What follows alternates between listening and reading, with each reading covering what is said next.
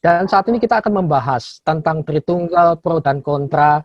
Hari ini kita akan membahas bersama apologet Bapak Gracia Pelo, membahas tentang Tritunggal dalam tulisan-tulisan Bapak-Bapak Gereja abad pertama hingga abad ketiga. Wah, ini spesifik sekali. Dan tidak berlama-lama lagi, kurang lebih 45 menit, Bapak Gracia akan menjelaskan sekali lagi. Chat, pertanyaan, silahkan raise hand dan tulis singkat padat. Kami persilahkan kepada Bapak Gracia. Terima kasih Pak Heri. Sekarang kita masuk seri yang kedua. Jadi memang seri Tritunggal yang saya rancang ini per topik.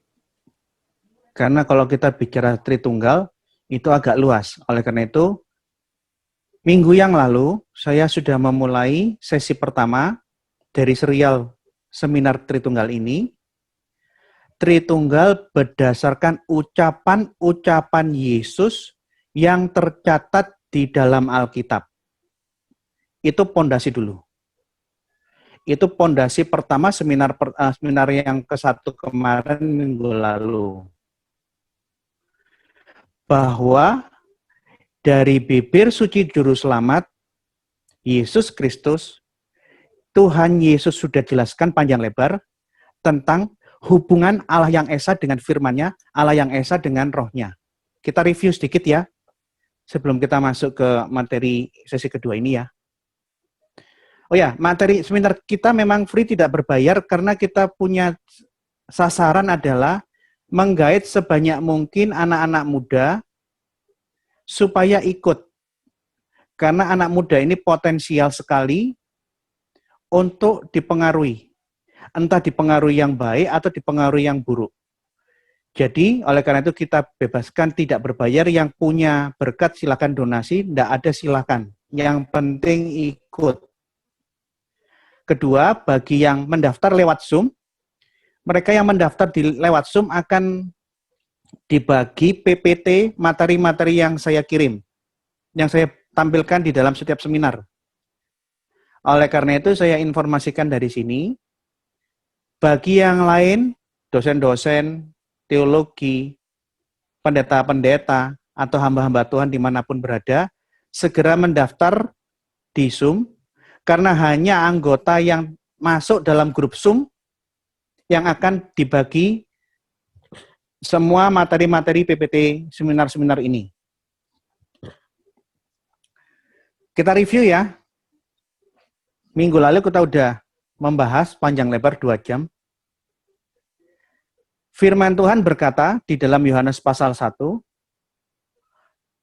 firman itu ada pada Allah, kai hologos en proston theon. Firman itu ada di dalam Allah. Yohanes pasal 1 ayat 1 menegaskan firman bisa dibedakan dari Allah, namun posisinya berada di dalam en proston theon. Apa yang ditulis oleh Rasul Yohanes di Yohanes pasal 1 ayat 1 ditegaskan oleh Tuhan Yesus dari mulutnya Tuhan Yesus di dalam Yohanes 8 ayat 42, bahwa Yesus mengatakan, aku datang dan keluar dari Allah. Artinya posisi firman Tuhan sebagai satu kesatuan di dalam wujud Allah, itu ditegaskan ulang dari mulutnya Juru Selamat. Oleh karena itu kita bisa pahami di dalam Yohanes pasal 10 ayat 30, Yesus berkata, aku dan Bapa adalah satu, bukan berarti Yesus adalah Bapa, tetapi Yesus adalah firman Allah yang menjadi manusia, di mana firman Allah ini berada dalam satu wujud Allah yang Esa. Karena firman ada di dalam Bapa, di dalam Allah yang Esa, Yesus berkata, aku dan Bapa satu. Minggu lalu kita udah dengar bahwa Yesus mengatakan bahwa roh itu pemberi hidup. Oleh karena itu roh kudus, roh Allah, bahasa Arabnya hayatullah. Dia daya hidupnya Allah, roh pemberi hidup. Dan Yesus tekankan di dalam Yohanes pasal 15 ayat 26, roh kudus itu keluar dari Bapa, ektu patros. Artinya Yesus mengajarkan Allah itu esa, di dalam Allah yang esa ada firman-Nya yang kekal, di dalam Allah yang esa ada rohnya Allah, ada hayatnya Allah yang diam di dalam wujud Allah yang esa, karena roh Allah keluar dari Bapa. Dan setelah kita lihat ucapan-ucapan Yesus di Yohanes pasal 8 ayat 42, Yohanes pasal 6 ayat 63, Yohanes 15 ayat 26, sesaat sebelum Yesus naik ke surga di hadapan semua para rasul, entah 12 rasul ditambah 70 rasul, saya kurang tahu, di hadapan banyak orang yang pasti, Yesus mengucapkan bahwa Bapa dan firman, bahwa Allah dan firman Allah dan roh Allah, Bapa, Anak, dan Roh Kudus, itu semua adalah satu nama, satu substansi. Jadi, minggu lalu sudah dibahas Tritunggal yang Alkitabiah berdasarkan apa ucapan dan ajaran-ajaran Tuhan Yesus. Yohanes ini bidat yang paling berbahaya karena bidat Pentakostal Yohanes ini lebih parah dari saksi Yehova. Kemarin sudah saya singgung, saya ingatkan kembali. Dia paling kurang ajar, lebih parah, lebih buruk dari saksi Yehova. Kalau saksi Yehova, dia hanya berani memalsukan terjemahan. Di dalam Yohanes pasal 1 ayat 1 terjemahannya saksi Yehova, dia tidak menerjemahkan dan firman itu adalah Allah, tapi mereka memalsukan, menyelewengkan terjemahan menjadi dan firman itu adalah sebuah Allah. Ayat aslinya tidak dirubah, tetapi penerjemahannya dirubah, disesatkan. Ini saksi Yehova. Nah, minggu lalu kita udah lihat, Yohanes, bidat Pentakostal Yohanes bukan merubah atau memalsukan terjemahan, dia mengganti ayat, membuat ayat baru. Matius 28 ayat 19 versinya bidat Yohanes bukan dibaptis di dalam nama Bapa, Putra, dan Roh Kudus, tapi ayat ini diganti sesuai dengan apa yang mereka inginkan, baptiskanlah mereka di dalam namaku. Jadi mereka bukan memalsukan terjemahan, tapi merubah dan membuat ayat yang baru. Ini saya punya dua macam Alkitab punyanya saksi Yehova, yang kiri itu bahasa Inggris, yang sebelah kanan bahasa Indonesia. Kita lihat ya pemalsuan terjemahnya ya. Coba lihat. Yohanes pasal 1 ayat 1. Pada mulanya firman itu ada, dan firman itu bersama Allah. Frasa yang terakhir apa tuh bunyinya? Dan firman itu adalah suatu Allah. Bukan firman itu adalah Allah, tapi firman adalah sebuah Allah. Bahasa Inggrisnya kita lihat. And the word was a God. Bukan and the word was God, dan firman adalah Allah, tapi and the word was a God. Saksi Yehova melakukan pemalsuan terjemahan demi mendongkrak citra untuk mendukung doktrin-doktrin mereka bahwa memang firman Allah itu di dalam doktrin saksi Yehova suatu makhluk ciptaan, sehingga firman Allah ini adalah suatu makhluk ilahi yang derajatnya di bawah Allah. Jadi di dalam teologinya saksi Yehova, Allah, makhluk-makhluk ilahi itu ada punya tingkatan, dan firman Allah adalah makhluk ilahi yang derajatnya di bawah Allah, dia baru ada setelah diciptakan Allah. Oleh karena itu, dia rubah, dia palsukan terjemahan. Ini saksi Yehova. Yohanes bukan merubah terjemahan. Ini paling kurang ajar Yohanes, ini paling kurang ajar. Dia lebih lancang, paling lancang. Bidat yang paling lancang di akhir zaman Yohanes. Ayatnya diganti. Dia tidak mengacu ke teks asli, tapi dia merubah ayat, dan dia giat memproduksi dan menyebarkan Alkitab-Alkitab palsu, dan giat sekali menyebarkan kebohongan terhadap bapak-bapak gereja, menebar kebohongan, menyerang Tritunggal, menyerang ajaran gereja. Giat banget. Dan rata-rata bidat Wanes ini pakai topeng, pakai kedok apologet supaya dapat simpatik. Setelah dia dapat simpatik dari kedoknya, padahal kok bilang apologet ya ilmunya yang saya lihat ya ilmunya sih acak-acak aja itu. Hanya kedoknya aja dia seakan-akan membela iman, kira-kira begitu. Begitu orang terpengaruh, disesatkan oleh ajaran-ajaran mereka. Ini kitab suci made in bidat Wanes. Go ye therefore, maka pergilah and make disciples of all nations, dan jadikanlah semua bangsa muridku. In my name, di dalam namaku. Ayat ini rujukannya manuskrip mana? Nggak jelas, nggak ada rujukannya ini. Ini kemarin saya tunjukkan ada 19, tapi di PPT yang kemarin saya hanya tampilkan 4.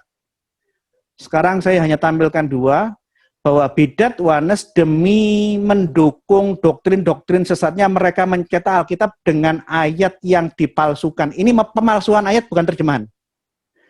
Karena ayat ini tidak ada di semua teks asli manuskrip manapun. Oleh karena itu saya tantang Joshua Tewu dan para bidat-bidat Wanes lainnya yang anti Tritunggal, tolong jujur tunjukkan kepada saya, Gracia Pelo, manuskrip asli yang berbunyi seperti terjemahanmu itu mana? Tunjukkan. Saya mau tanya manuskrip yang berbunyi baptiskanlah mereka di dalam namaku, in my name, itu golongan papirus, apa golongan kodeks, apa manuskrip golongan unsial, atau golongan minuskul? Kalian jangan sembarangan ya. Saya ingatkan semua Wanes, bidat Wanes yang terlalu kurang ajar ini. Kalau kalian mempunyai manuskrip, tolong sebutkan manuskrip yang Anda pakai itu golongan apa. Karena di dalam ilmu kritik teks, semua manuskrip-manuskrip Alkitab kuno dikasih kode katalog internasional. Golongan papirus kodenya P, kodeks golongannya abjad, huruf besar, unsial ada kodenya, minuskul ada kodenya. Tolong sebutkan kode manuskripnya supaya kita semua melakukan verifikasi. Di mana itu disimpan? Sebutkan kode katalognya. Kamu bisa bikin terjemahan sembarangan ngawur-ngawur itu mana manuskripnya? Kurang ajar sekali kalian itu. Di dalam ensiklopedia kritik teks yang saya miliki, semua manuskrip baik unsial, minuskul, kodeks, dan papirus disebutkan ini isinya apa, papirus ini isinya apa, disimpan di mana. Ada kode katalognya. Jadi kamu jangan main-main kalau kamu bikin ayat yang baru dengan mudah bisa diketahui. Dan saudara-saudara, Anda jangan menganggap bahwa pemalsuan Alkitab yang dikerjakan oleh bidat-bidat Pentakosta Wanes ini adalah sesuatu yang remeh-temeh. Oh, jangan anggap begitu ya. Ini kurang ajar sekali ini. Sesat-sesatnya saksi Yehova, dia hanya merubah terjemahan tapi tidak mengganti ayat. Dan rujukan saya sudah sampaikan di minggu yang lalu, rujukan bidat Wanes mengenai ayat itu ternyata diambil bukan dari manuskrip Alkitab, tapi dari tulisan kutipannya Eusebius di saat Eusebius menulis surat kepada Kaisar Konstantin. Di saat Eusebius menulis surat kepada Kaisar Konstantin, Eusebius menulis kutipan Mazmur 28 ayat 19 secara bebas. Bunyinya itu ada kotak yang ini ya. Bisa lihat ya. Ini. Lihat kursor. Ento onomatimou, dan di dalam namaku, onomatimou. Ada keterangan Eusebius. Dia menggunakan referensi ini dari Novum Testamentum edisi ke-7 tahun 1923. Novum menjelaskan bahwa ada yang mengutip secara bebas ayat ini bunyinya di dalam namaku. Tapi Eusebius itu bukan manuskrip Alkitab, tapi buku tulisannya yang ditujukan kepada Kaisar Konstantin.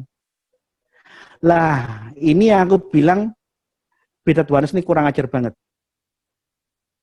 Ribuan manuskrip Alkitab yang bunyinya di dalam nama Bapa, Putra, dan Roh Kudus dia buang 5.700 manuskrip Yunani, 10.000 manuskrip Latin, 1.500 lebih manuskrip Aramaik, dan puluhan ribu totalnya itu dia buang, dimasukkan sampah. Dia menggunakan satu kutipan bebas Eusebius, suratnya dia kepada Konstantin. Di saat itu Eusebius mengatakan, di dalam namaku. Jadi mereka tidak punya rujukan manuskrip. Makanya tadi saya tantang, mana manuskripnya? Mana? Apa itu golongan papirus, apa golongan kodeks, apa golongan unsial, apa golongan minuskul. Sebutkan kode katalog internasionalnya, nanti saya akan cek di internet. Kemudian disimpan di mana manuskrip yang berbunyi, di dalam namaku. Seperti Alkitab palsu buatannya Bidat Tuanes. Oleh karena itu, kemarin saya sudah tunjukkan, saya hanya sambil lari aja ya. Di dalam Novum Testamentum edisi 28 yang saya miliki, Eusebius tidak masuk ke dalam kritik aparatus. Karena Eusebius adalah kutipan bebas, suratnya dia secara pribadi kepada Kaisar Konstantin, dan itu bukan manuskrip Alkitab. Manuskrip abad keempat dan sebelum abad keempat, semuanya satu kata, entah mau lihat yang manuskrip-manuskrip Yunani, mau lihat manuskrip-manuskrip Latin, mau lihat manuskrip Aramaik atau manuskrip-manuskrip bahasa kuno yang lain, silahkan. Satu kata. Baptis sontes autus eis, baptiskanlah mereka, tu onomatu patros, kaitu huio, kaitu agio pneumatos. Satu kata. Baptiskanlah mereka di dalam nama Bapa, Putra, dan Roh Kudus. Tidak pernah ada teks yang berbunyi seperti Alkitab buatannya Bidat Pentakostal Yohanes. Itu kurang ajar banget itu. Kurang ajar banget. Ini.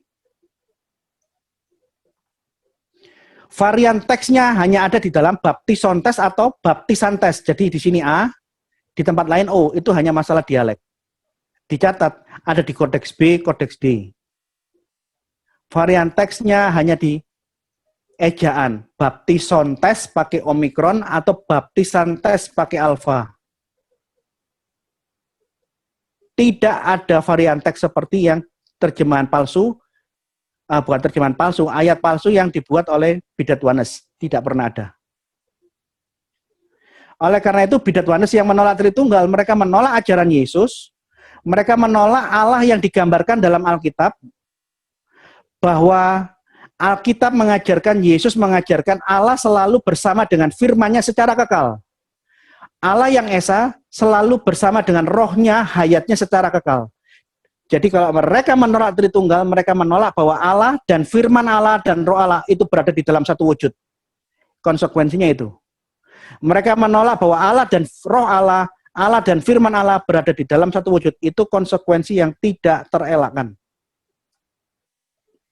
Oleh karena itu, semanis-manis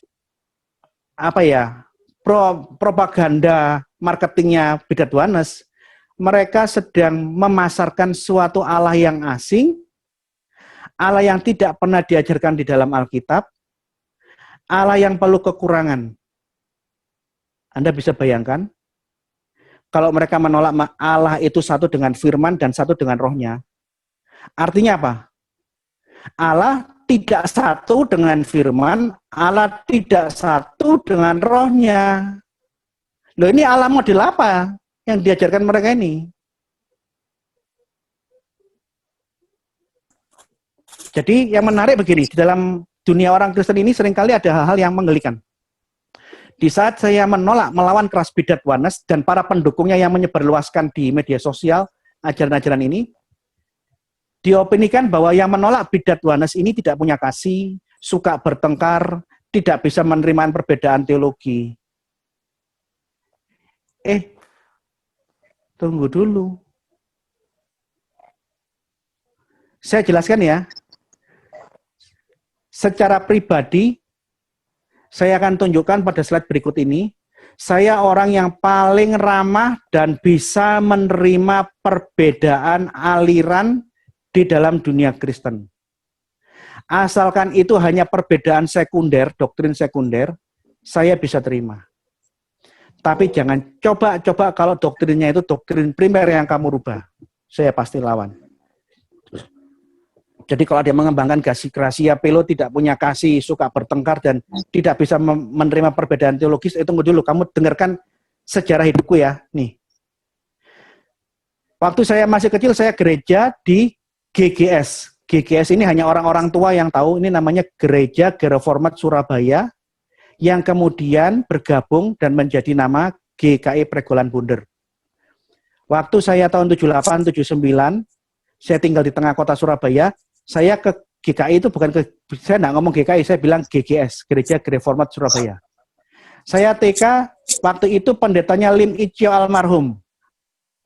Pendeta Lim Icio ini adalah pendeta favoritnya nenek saya, sehingga nenek saya beberapa kali mengundang Biston di rumah saya di Rungkut. Dan di saat nenek saya meninggal, dia sudah kasih wasiat, dia hanya mau dikuburkan oleh pendeta Lim Icio, pendeta GGS waktu itu. GKI Pregolan Bunder. Dan keluarga besar saya, paman saya, Stefanus Nunuhitut dan keluarganya itu jemaat mula-mula GGS dari tahun 70-an. Saya masih kecil bersekolah minggu di situ, tahun 78, 79, 80 di sini. Tahun antara 78 90, ibu saya itu dekat dengan pendeta Agus Hetaria. Dia pendeta Gereja Betel di Jalan Teluk Tanjung Torawitan, Perak.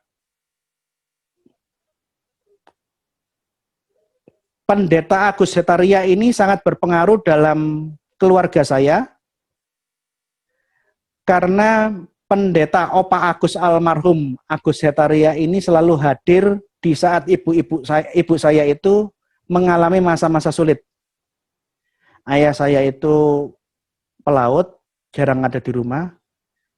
Berkali-kali ibu saya dan kakak saya sakit hampir mati.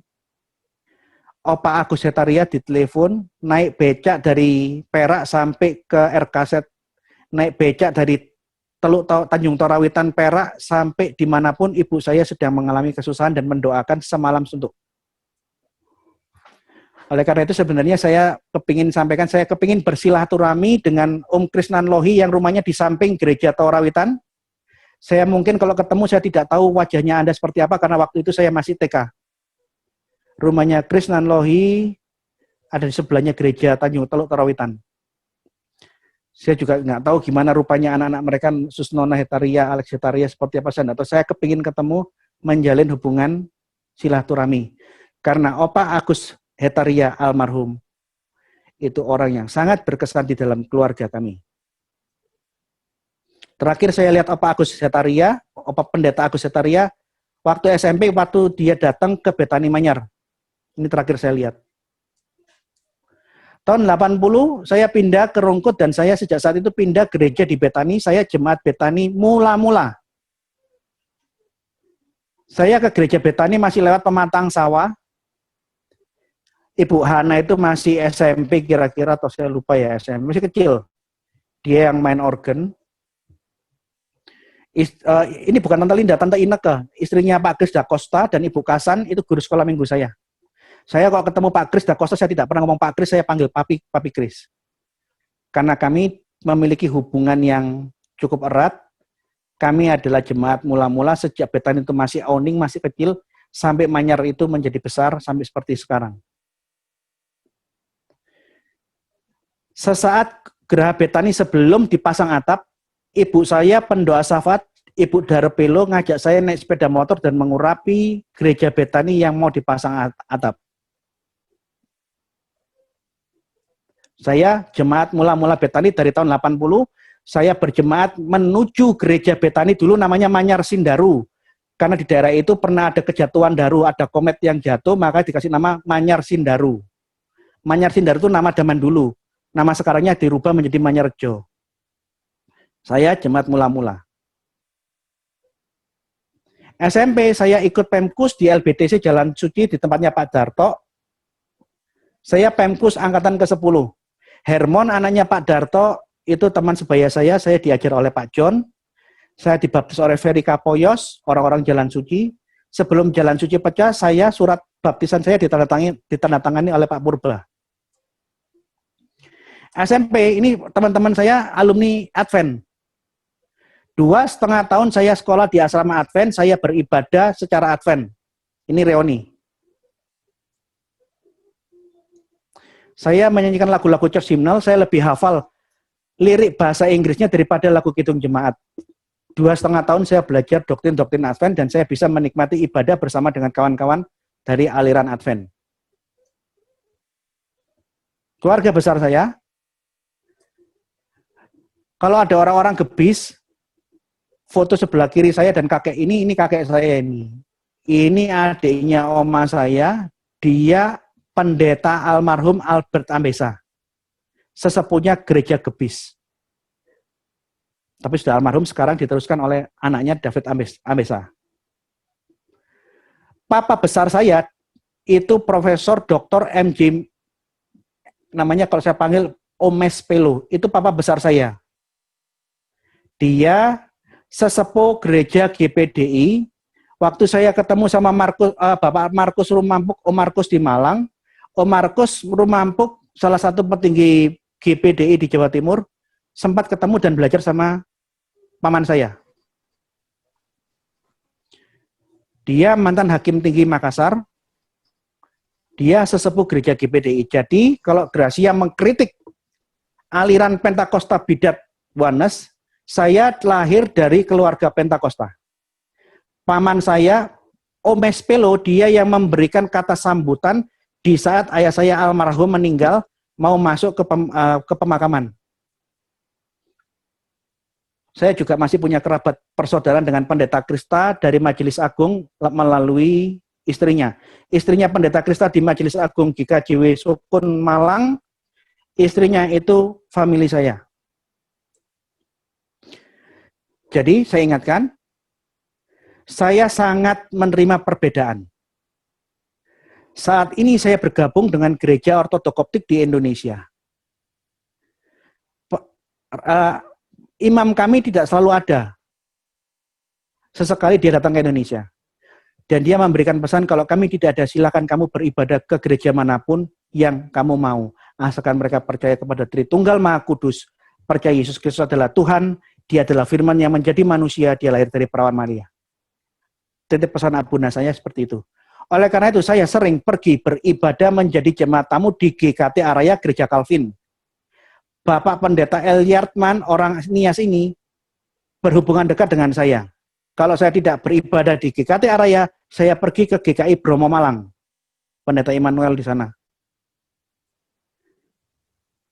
Kadang saya datang ke GKJW Janti atau GKJW Sukun. Karena guru-guru saya banyak orang GKJW. Saya bisa menikmati beribadah di GKJW. Saya beberapa kali datang ke GBI Rock Ambassador. Kalau ini saudara sendiri, karena GBI Rock Ambassador Surabaya ini pecahannya Betani. Ini grupnya Pak Timotius Arifin. Saya bisa menikmati ibadah bersama di GKIN, Gereja Wesleyan, pimpinannya Pak Firman. Bahkan saya beberapa kali ikut misa di Katedral Ijen. Ini Katedral Ijen di Malang. Saya kurang ramah apa? Saya bisa menikmati ibadah di gereja manapun, sekalipun saya belum tentu menerima doktrin mereka semuanya. Tapi selama itu doktrin sekunder, saya bisa menahan diri, dan saya bisa menerima mereka, saya bisa duduk bersama dan berbakti. Berkali-kali saya Natalan dan Paskah di Paroki Roh Kudus di Surabaya, di Purimas, Surabaya, Gunung Anyar. Bahkan, saya dan sesi keluarga saya pernah melakukan pengakuan dosa di Biara Karmeli Tumpang. Karena abuna saya bilang, kalau kami tidak ada, kamu ingin melakukan pengakuan dosa, pergilah ke gereja ortodok yang lain atau ke gereja Katolik Roma. Nah, saya kan tidak mau ke gereja ortodok yang lain, karena saya kan dekat sama Romo Daniel, saya dekat sama Romo Yohanes. Romo Yohanes ngundang saya supaya saya datang untuk ke tempatnya. Nah, kayak saya punya kedekatan yang seperti itu, saya mengaku dosa di hadapan Romo Daniel sama Yohanes. Ya, saya sungkan, akhirnya ya saya paling cari gampangnya, ya cari aman, saya mengaku dosa di Biara Karmeli di Tumpang itu. Lihat, gereja apapun yang belum tentu saya terima semua doktrinnya, saya bisa bekerja sama, saya bisa menerima perbedaan karena di dalam pikiran saya hal-hal yang bersifat doktrin sekunder jangan dijadikan alat pertentangan. Selama doktrin gerejanya sama-sama mengaku Injili dan mereka memegang teguh ortodoksi Kristen, jadikan itu alat pemersatu, bukan alat pertentangan. Dan saya nggak yakin orang-orang yang menuduh saya suka berantem ini, kamu bisa seramah dan seterbuka saya seperti ini. Saya ketemu teman-teman saya yang lain yang jelek-jelekan Katolik, yang mengatakan Katolik anti Kristus, saya marah, saya kepingin tempeling mulutnya. Dalam hati saya, bagaimana mungkin kamu bilang Katolik anti Kristus, dia terang-terangan, tidak hanya mulut, tapi tangannya setiap doa menggunakan tanda salib di dalam nama Bapa dan Putra dan Roh Kudus. Ini harga mati buat Katolik. Bagaimana mungkin Katolik yang percaya Yesus adalah firman yang menjadi manusia, Yesus satu-satunya Tuhan dan Juru Selamat, kamu katakan itu antikristus? Saya jengkel sekali sama teman-teman. Saya pernah ketemu sama orang yang seperti itu, saya jengkel banget. Jadi, ingat ya, prinsip hidup saya, kalau perbedaannya itu perbedaan doktrin sekunder antara aliran-aliran Kristen, saya bisa memahami, saya tidak mempertentangkan, saya bisa menahan mulut saya. Saya anggap ini keunikan tubuh Kristus. Secara pribadi saya melihat Calvin, Wesleyan, Katolik, Advent, itu keunikan tubuh Kristus. Asal perbedaannya masih sekunder.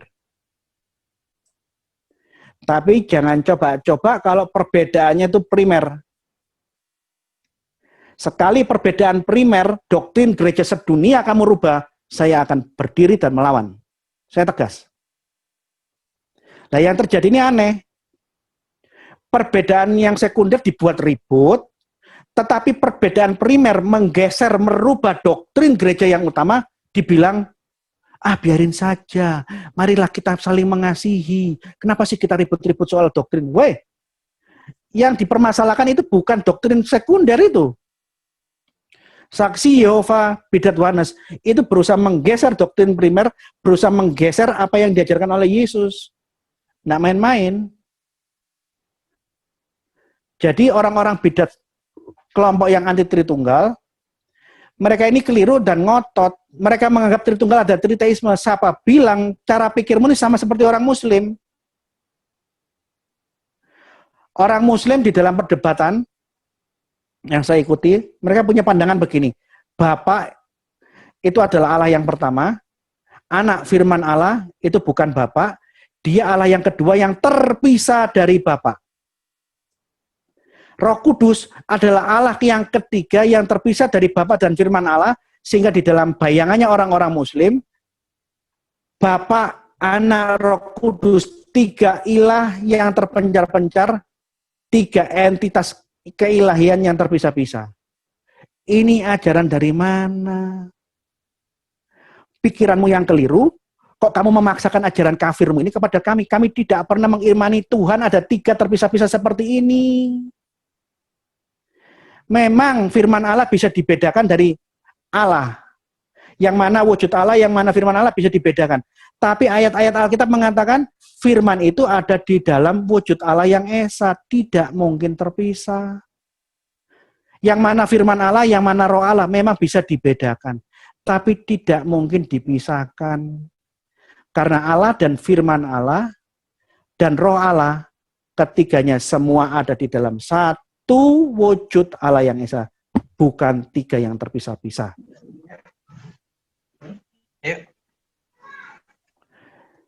Coba ya, saya matikan screen share, saya mau kasihkan sekitar 2,5 menit rekaman debat saya dengan orang Muslim ya.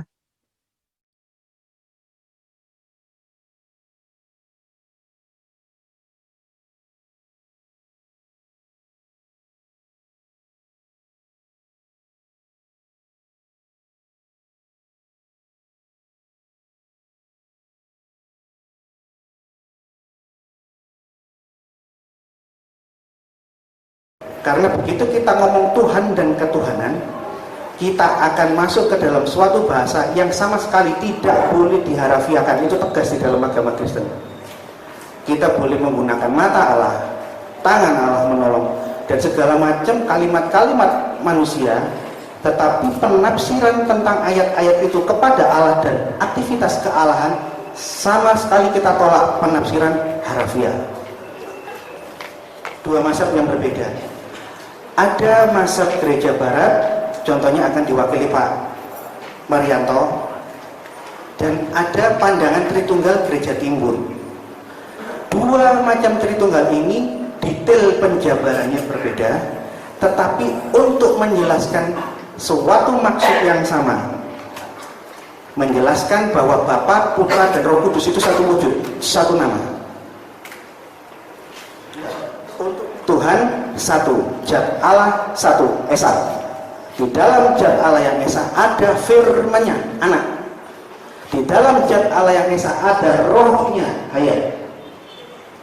Jadi tujuan Tritunggal baik gereja barat dan timur itu untuk menjelaskan maksud yang sama. Nanti kita bisa lihat penjelasan gereja barat yang bahasanya filosofis dan begitu dogmatis, ciri khas orang-orang Eropa. Sedangkan kita gaya bahasanya berbeda. Antara masing-masing zat Allah dan firman dan Anak tidak ada yang lebih mulia, ini pangkatnya lebih tinggi, yang ini pangkatnya lebih rendah. Meskipun kita tahu pasti zat Allah bukan firman Allah, zat Allah bukan hayatnya Allah, tetapi tidak mungkin zat Allah berada dalam kondisi tanpa firman-Nya. Itu kafir menurut kami orang-orang Kristen. Ada zat Allah kekal tetapi tanpa Roh-Nya. Loh, apa mungkin Gusti Allah mahrum? Jadi Tritunggal tidak boleh dihilangkan salah satu. Ketiganya mutlak ada, sehingga gambaran kita tentang Tuhan itu sama sekali utuh dan tidak cacat. Bukunya mana? Ketinggalan mas. Bukunya Gereja Mormon. Mormon itu gereja yang muncul di abad ke-20 di Amerika. Gerejanya sekarang sudah diizinkan masuk. Dia baru muncul tidak sampai 100 tahun. Dia mengajarkan Tritunggal itu 3 Allah yang berbeda. Tidak usah dengan kafir-kafirkan.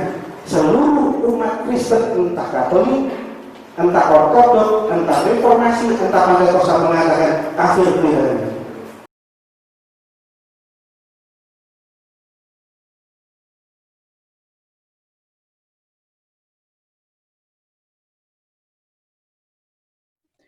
Saya ingin sampaikan di dalam debat saya, baik saya dari yang mempresentasikan Tritunggal Gereja Timur, maupun Muriwali Yanto Matalu dari Gereja Barat, semuanya menjelaskan bahwa memang Allah dan firman Allah dan rohnya Allah, hayatnya Allah, hayatullah, bisa dibedakan, tetapi ketiganya ini berada di dalam satu kesatuan Allah yang Esa.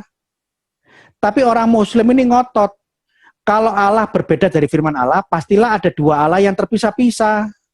Kalau Allah berbeda dengan rohnya Allah berbeda dengan firman Allah, maka ini ada 3 Allah yang berbeda-beda. Akhirnya di akhir perdebatan pada waktu closing statement, sayang closing statementnya rekamannya tidak sampai situ, karena rekamannya ini 5 jam. Jadi memori merekamnya udah kehabisan. Di dalam closing statementnya saya katakan di depan umum, kalau memang ustadz-ustadz Muslim seperti Subianto Sukoco dan Menahem Ali mempercayai Allah itu terpisah dari firman-Nya, silakan Anda yakini kepercayaan seperti ini, Pak. Kalau di dalam iman Islam yang kamu yakini, Allah memang bisa dipisahkan dari rohnya, dari hayatnya, silakan kamu meyakini kepercayaan seperti ini. Tapi jangan sekali-kali kamu ajarkan ajaran kafirmu, di mana Allah bisa dibagi-bagi, Allah di sebelah sini, firman Allah mencelat di sebelah sana, rohnya Allah mencelat di tempat lain, menjadi 3 Allah yang berbeda-beda.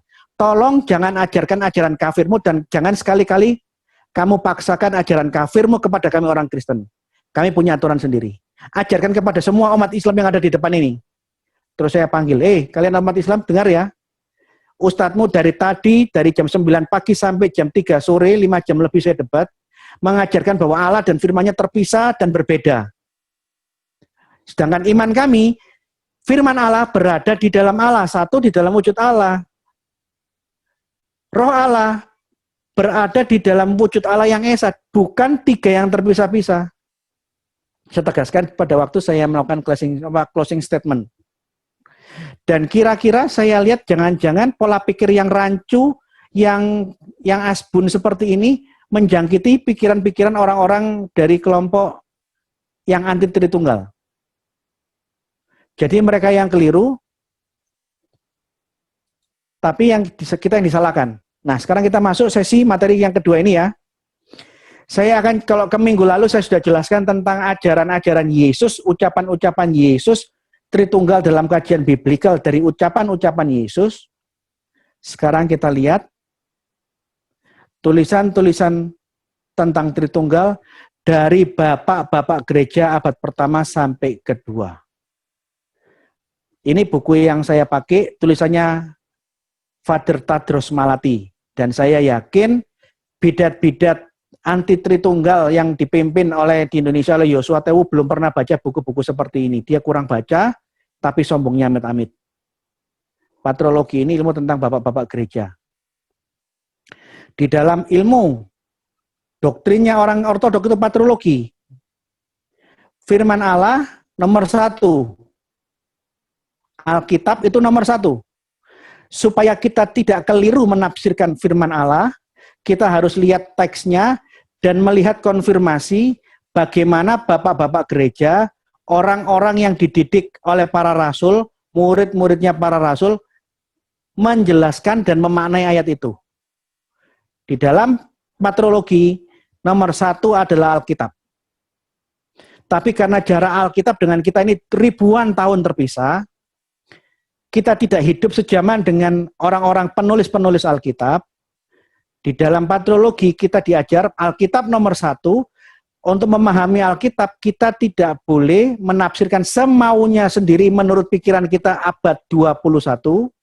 Kita lihat bahasa aslinya dan kita melihat konfirmasi bagaimana bapak-bapak gereja menjelaskan makna ayat itu. Dilihat bukan 1, 2, tapi kita harus melihat dan membandingkan dari semua para bapak-bapak gereja, dari garis murid rasulnya siapapun. Kita lihat tulisannya murid-muridnya Rasul Andreas di Yunani, kita lihat murid-muridnya Rasul Petrus yang di Antioquia dan di Roma, kita lihat dari pengajaran-pengajaran bapak-bapak gereja dari muridnya Rasul Markus yang ada di Mesir, Rasul Matius yang di Ethiopia, semua dilihat, tidak boleh menggunakan 1 atau 2. Dilarang keras kita hanya menggunakan 1 bapak gereja atau menggunakan 1 kutipan dari bapak gereja tanpa melihat konfirmasi dari yang lain. Itu keliru. Dan di dalam patrologi, teologi yang kita anut adalah teologi konsili. Jadi bukan pemikiran person to person, tapi pemikiran teologi konsili dari bapak-bapak gereja, dari murid rasul manapun. Bukan pemikiran personal. Ini isinya buku yang saya pakai. Perhatikan di bagian 4 yang saya kasih kotak merah. Dilarang mengandalkan pada tulisan 1 bapak gereja. Karena bisa jadi bapak gereja ini melakukan kekeliruan dan dia dikoreksi oleh bapak gereja yang lain. Oleh karena itu tidak pernah dikenal, kita hanya menyandarkan 1 bapak gereja. Atau sepenggal kutipan dari bapak gereja, tanpa melihat makna arti kata itu sesungguhnya, tanpa melihat konteksnya, atau tanpa melihat perbandingan komparasi, konfirmasi, penjelasan bapak-bapak gereja yang lain. Jadi sama sekali dilarang menggunakan 1 bapak gereja saja, tanpa melihat konfirmasinya dari bapak-bapak gereja yang lain. Ini contoh Apostolic Father, Clement dari Roma muridnya Petrus, Ignatius muridnya Petrus dan Yohanes, Polikarpus muridnya Yohanes, Barnabas kawannya Paulus, Hermas muridnya Yohanes. Ini bapak-bapak gereja abad pertama. Ini bapak-bapak gereja golongan apologet. Ini bapak-bapak gereja dari gereja Syria. Ini bapak-bapak gereja barat. Bapak gereja barat ini bapak gereja Roma. Mereka meninggalkan tulisan dalam bahasa Latin. Jadi, saya tegaskan, Tritunggal diajarkan oleh bibir sucinya Juru Selamat Tuhan Yesus Kristus. Dan sejak Yesus mengajarkan bahwa firman Allah berada di dalam Allah. Tuhan Yesus mengajarkan Roh Kudus keluar dari Allah, satu di dalam Allah. Dan sesaat sebelum naik ke surga, Tuhan Yesus mengatakan bahwa Bapa, Anak, dan Roh Kudus, bahwa Allah dan firman Allah dan Roh Allah itu adalah satu substansi. Sejak abad pertama, sejak jemaat mula-mula, gereja sedunia mengajarkan doktrin bahwa Allah itu Tritunggal Maha Kudus. Tritunggal itu Allah yang Esa. Kita lihat sekarang tulisan Bapak-Bapak Gereja abad pertama. Nanti di abad-abad berikutnya dijabarkan lebih rinci lagi. Kenapa saya bilang ambil abad pertama sampai abad ketiga? Karena ini 300 tahun sebelum adanya konsili Nikea.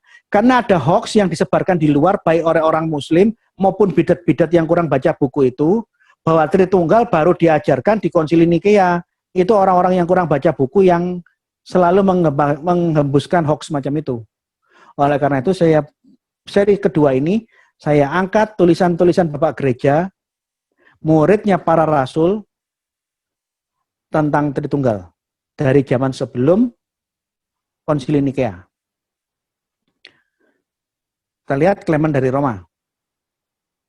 Ada Polikarpus dari Smyrna. Saya tidak tampilkan semua ya, saya hanya pilihkan beberapa orang karena nanti layar saya akan terlalu banyak materi. Saya ambil beberapa orang aja. Barnabas dan Justinus Martir. Sekarang kita lihat 1 Clement chapter 46 ayat 17. Di dalam buku Anti-Nicene Fathers volume 1 terbitannya Hendrickson, dia bilang apa? Tidakkah kita memiliki satu Allah dan satu Kristus? Bukankah ada satu roh anugerah yang dicurahkan kepada kita? Bapak-bapak gereja Clement dari Roma sudah menyebutkan Allah dan firman Allah. Kristus adalah firman yang menjadi manusia dan Roh Kudus di dalam tulisan-tulisannya. Kita lihat. Tulisannya Polikarpus sesaat sebelum dia mati dibakar. Polikarpus mati syahid dibakar hidup-hidup. Sebelum dia mati syahid di dalam perjalanan dia nulis surat kepada jemaat di Smyrna di chapter 14 nomor 45 halaman 40 dia bilang apa? Oleh karena itu aku memujimu atas segala sesuatu. Aku memberkatimu, aku memuliakan engkau bersama dengan Yesus Kristus yang ilah, yang surgawi dan yang kekal. Along with the everlasting and the heavenly Jesus Christ. Aku memuliakan Allah dan Yesus Kristus surgawi yang kekal. Jadi Polikarpus muridnya Rasul Yohanes bilang apa?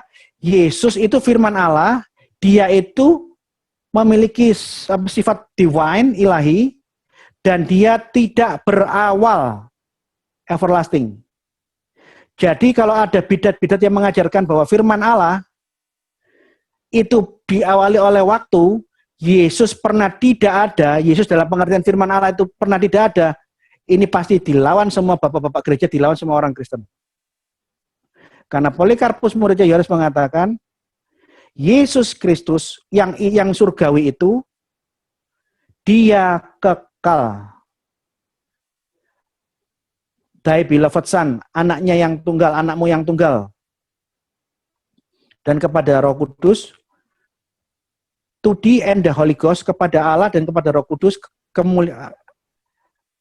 to be glory both now and all coming ages. Kemuliaan hanya bagi Allah dan Roh Kudus sampai segala abad. Barnabas yang muncul di dalam Kisah Para Rasul, ini kelompok 70 murid. Dia mengatakan apa? Yesus Kristus, dia itu dilahirkan dari Sang Bapa sebelum permulaan waktu. Dia adalah Allah Sang Firman, satu-satunya putra, the only begotten Son, satu-satunya putra tunggal, yang tetap sama sampai selama-lamanya, yang kerajaannya tidak pernah berakhir. Jadi Yesus itu lahir dari Allah, dia adalah firman, dia adalah Allah, dia lahir dari sebelum permulaan segala waktu. Eksistensi Yesus sebagai firman Allah, Dia selain adalah Allah, dia kekal. Kita lihat bapak-bapak gereja kedua. Irenaeus Uskup Lyon. Lyon ini di Inggris, di Prancis. Theophilus dari Antioquia. Ini dari garis rasulnya murid Petrus. Irenaeus dari garis rasulnya murid Yohanes. Athenagoras, ini dari kemungkinan dari garisnya Rasul Andreas. Dia orang Athena. Kita lihat ya tulisan-tulisan bapak gereja abad kedua. Itu tadi abad pertama. Bapak-bapak gereja abad kedua lebih menjabarkan lebih detail. Di dalam bukunya Irenaeus Against Heresies, buku keempat, chapter 33 nomor 7, halaman 508, dibilang apa? Nih.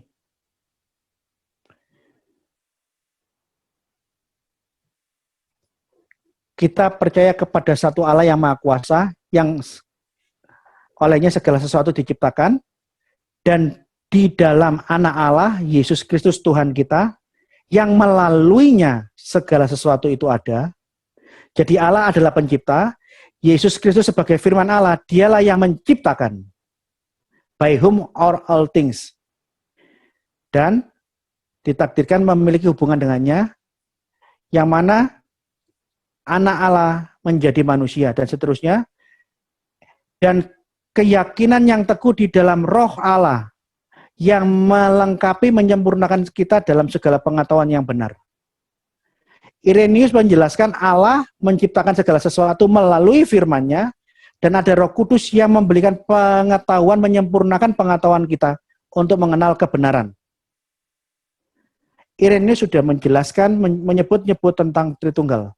Bahkan di dalam bukunya yang kedua, dia lebih spesifik lagi, dia bilang kekekalan Sang Firman. Di dalam Against Heresies buku kedua chapter 18 ayat pertama dikatakan begini. Dia mau menjelaskan tentang pengajarnya Paulus. As it has been clearly demonstrated that, ini telah jelas dinyatakan bahwa Sang Firman itu eksis dari mulanya bersama dengan Allah. Firman Allah itu eksis sejak awal bersama dengan Allah, yang olehnya segala sesuatu diciptakan, yang juga hadir dalam bentuk manusia. Baca lagi nih.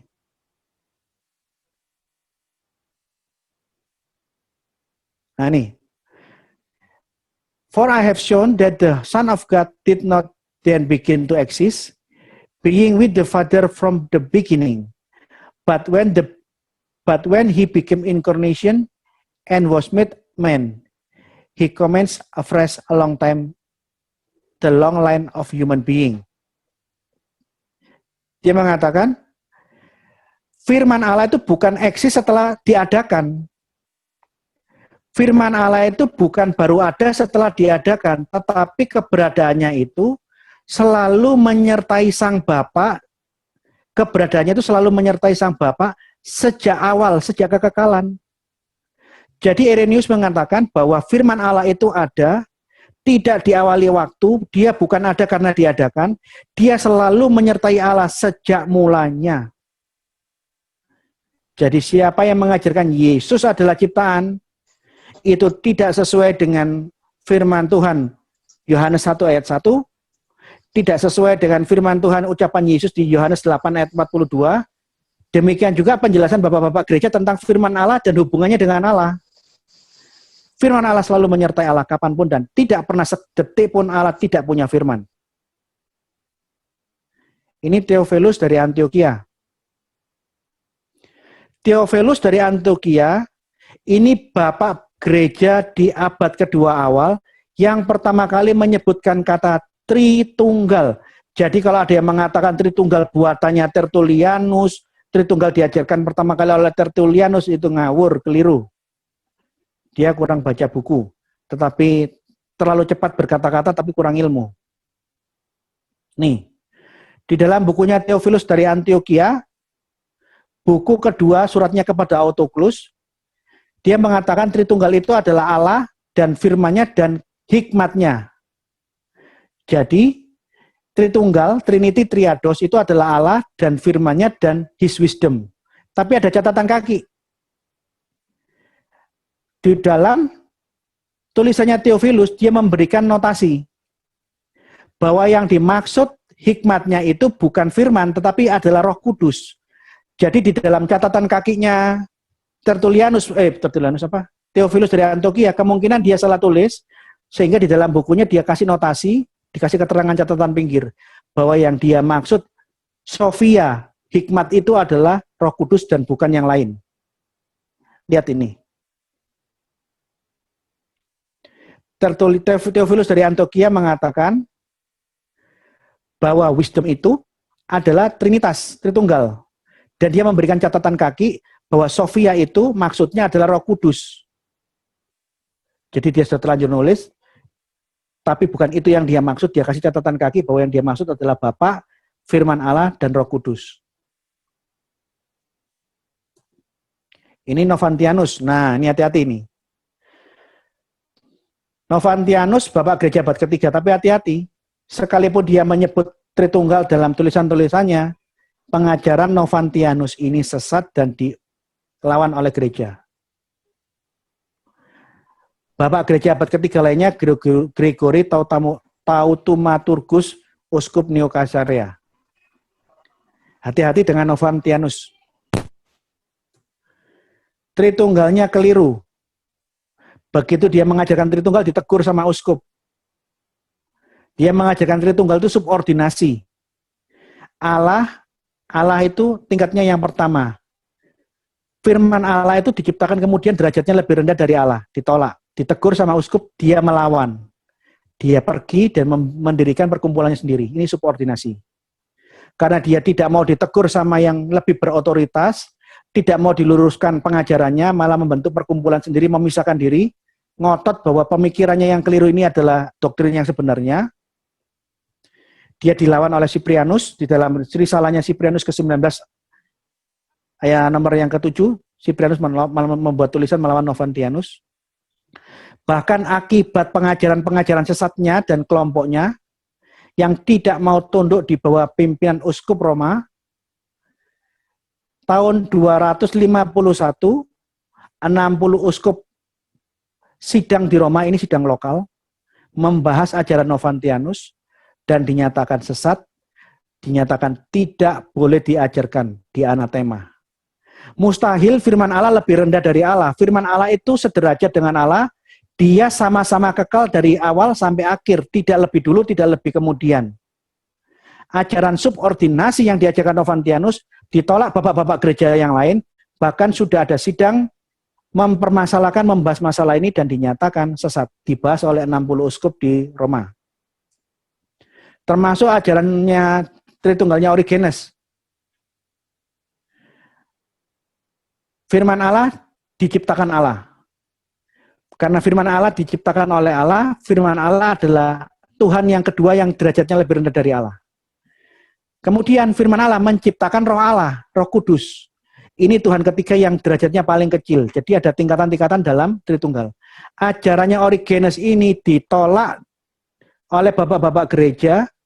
Dia dipanggil sama uskup Alexandria, ditegur bahwa ajaranmu keliru. Tapi Origenes sombong, tidak mau tunduk, dan dia pergi ke Kaisarea mendirikan pengajaran-pengajaran sesatnya. Oleh karena itu, dua konsili membahas dan mengutuk ajaran subordinasi. Ada tingkatan-tingkatan dalam Tritunggal yang diajarkan Origenes ini sesat. Oleh karena itu saya tegaskan, kembali lagi di awal, kalau kita ngomong penjelasan bapak-bapak gereja tentang Alkitab, dilarang keras menggunakan satu atau dua bapak-bapak gereja. Kita harus lihat konfirmasi yang lain. Paling aman teologi konsili, karena itu dipikirkan oleh banyak orang, bukan hasil pemikiran sesukanya sendiri person to person. Ciri-cirinya Bidatni, Novantianus, dan Origenes ini sama. Dia suka memisahkan diri, begitu ditegur, tidak mau nurut, memisahkan diri. Membuat perkumpulan-perkumpulan sendiri, mengajarkan ajaran-ajaran sesat, tidak mau tunduk, tidak mau dikoreksi. Sombong, tidak mau ditegur. Merasa paling tahu. Uskup-uskupnya yang menegur, bapak-bapak gereja yang lain yang menegur kamu keliru mengajarkan seperti itu. Dia merasa aku yang paling tahu, bahkan dia yang menyesat-nyesatkan yang lain. Meremehkan ciri khas kelompok bidat anti Tritunggal kuno, Novantianus dan Origenes, dia meremehkan yang lain. Menganggap rendah yang lain. Sombong, skismatik, suka memisahkan diri. Dan mereka playing victim. Orang yang lain tuh tidak punya kasih ya. Masa aku dilawan seperti ini, tidak punya kasih. Playing victim.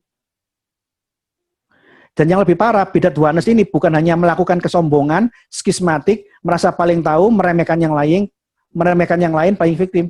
Bidat Yohanes merubah, membuang ayat yang benar, dan membuat ayat baru sesuai dengan kemauan dan doktrin mereka sendiri. Ini bidat yang paling kurang ajar di seluruh dunia.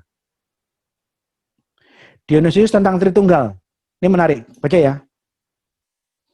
Dionysius ini dari Roma. Dia menolak pemikiran orang bahwa Tritunggal itu adalah 3 entitas yang terpisah-pisah. Dia mengatakan, jikalau 3 hipostasis itu terbagi-bagi dan terpisah-pisah, lebih baik buang aja Tritunggal seperti itu. Kalau ada yang mengajarkan Tritunggal, 3 hipostasis dalam Tritunggal, 3 pribadi dalam Tritunggal itu 3 hal yang terpisah-pisah, terbagi-bagi, lebih baik buang semua Tritunggal semacam itu. Dan dia tegaskan apa? Karena di dalam Tritunggal, 3 pribadi itu satu. Kesatuan adalah hal yang paling utama di dalam Tritunggal Ilahi.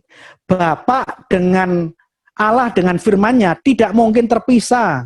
Allah dengan rohnya tidak mungkin terpisah-pisah. Kalau ada yang membayangkan Allah terpisah dengan firman, Allah terpisah dengan rohnya, roh, firman, dan Allah adalah 3 Allah yang berbeda-beda, lebih baik buang ajaran seperti itu.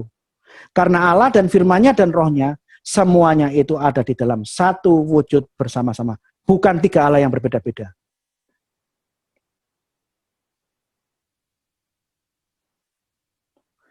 Ini di halaman 94. Dionysius dari Roma, kalau dari Roma ini garis muridnya Rasul Petrus. Dia mengatakan, firman itu memiliki substansi yang sama dengan Sang Bapa. Jadi apa yang diajarkan Yesus, aku datang dan keluar dari Bapa, dijabarkan lebih detail. Senada seperti yang diajarkan Yesus. Dia mengibarkan begini. Sungai dan mata air, itu kan ada 2 hal yang berbeda toh. Kita tidak mungkin mengatakan mata air adalah sungai, sungai adalah mata air. Itu 2 hal yang berbeda. Tetapi antara mata air dan sungai, sungai yang muncul dari mata air ini memiliki substansi yang sama. Demikian juga antara Bapa dan firman-Nya, antara Allah dan firman Allah. Itu 2 hal yang berbeda, namun karena firman Allah ada di dalam Bapa, maka firman Allah ini satu substansi dengan Sang Bapa. Ini tulisannya Dionysius dari Roma. Dia mengatakan sungai itu memang berbeda dengan mata air. Sungai ada karena ada mata air. Tapi sungai bukan mata air bukan sungai. Namun kedua ini memiliki substansi yang sama. Karena tidak mungkin ada yang satu tanpa ada yang lain. Demikian juga Allah dan firman Allah, wujud Allah dengan firman Allah itu dapat dibedakan. Namun firman Allah itu dilahirkan atau keluar dari Sang Bapa, dari Allah. Oleh karena itu firman Allah memiliki satu substansi, memiliki satu esensi, dia berada di dalam satu wujud, satu usia dengan Sang Bapa. Ini tegas. Bisa dibedakan namun tidak mungkin dipisahkan.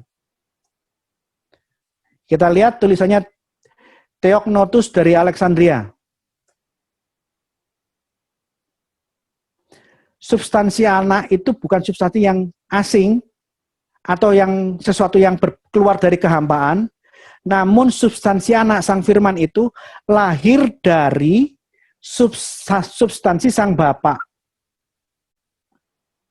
Seperti refleksi sinar dan uap air dari air. Jadi di mana ada matahari, pasti ada sinar matahari. Sinar matahari dengan matahari itu sendiri, dua hal yang berbeda. Namun tidak mungkin ada matahari tanpa sinarnya. Atau ada sinar matahari tapi tidak ada mataharinya. Tidak mungkin. Itu memang berbeda tapi tidak mungkin terpisahkan. Ini tulisannya Theognotus dari Alexandria. Substansi ada itu bukan substansi yang dikira tidak ada hubungannya atau sesuatu yang diperkenalkan dari kehampaan. Namun substansi sang anak firman Allah itu lahir dari substansi sang Bapa. Dia satu substansi dengan Bapa.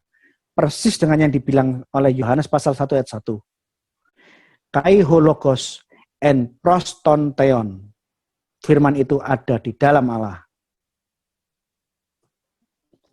Ini foto buku-buku bapak-bapak gereja yang saya miliki ya. Hanya sekedar pajangan aja lah. Supaya kalau ada kelompok bidat Wanes yang suka menyebarkan kebohongan tentang bapak-bapak gereja, hati-hati kamu. Kamu ngomong keliru tentang bapak gereja, saya bisa tahu. Sekalipun saya sadar saya bukan ahli bapak-bapak gereja, tapi kajian bapak-bapak gereja bukan sesuatu yang baru, yang awam. Sekalipun saya bukan expert, saya akui saya bukan expert, tapi kalau ada bidat-bidat yang ngomong tentang bapak-bapak gereja keliru, ngawur-ngawur, saya mudah mengenali.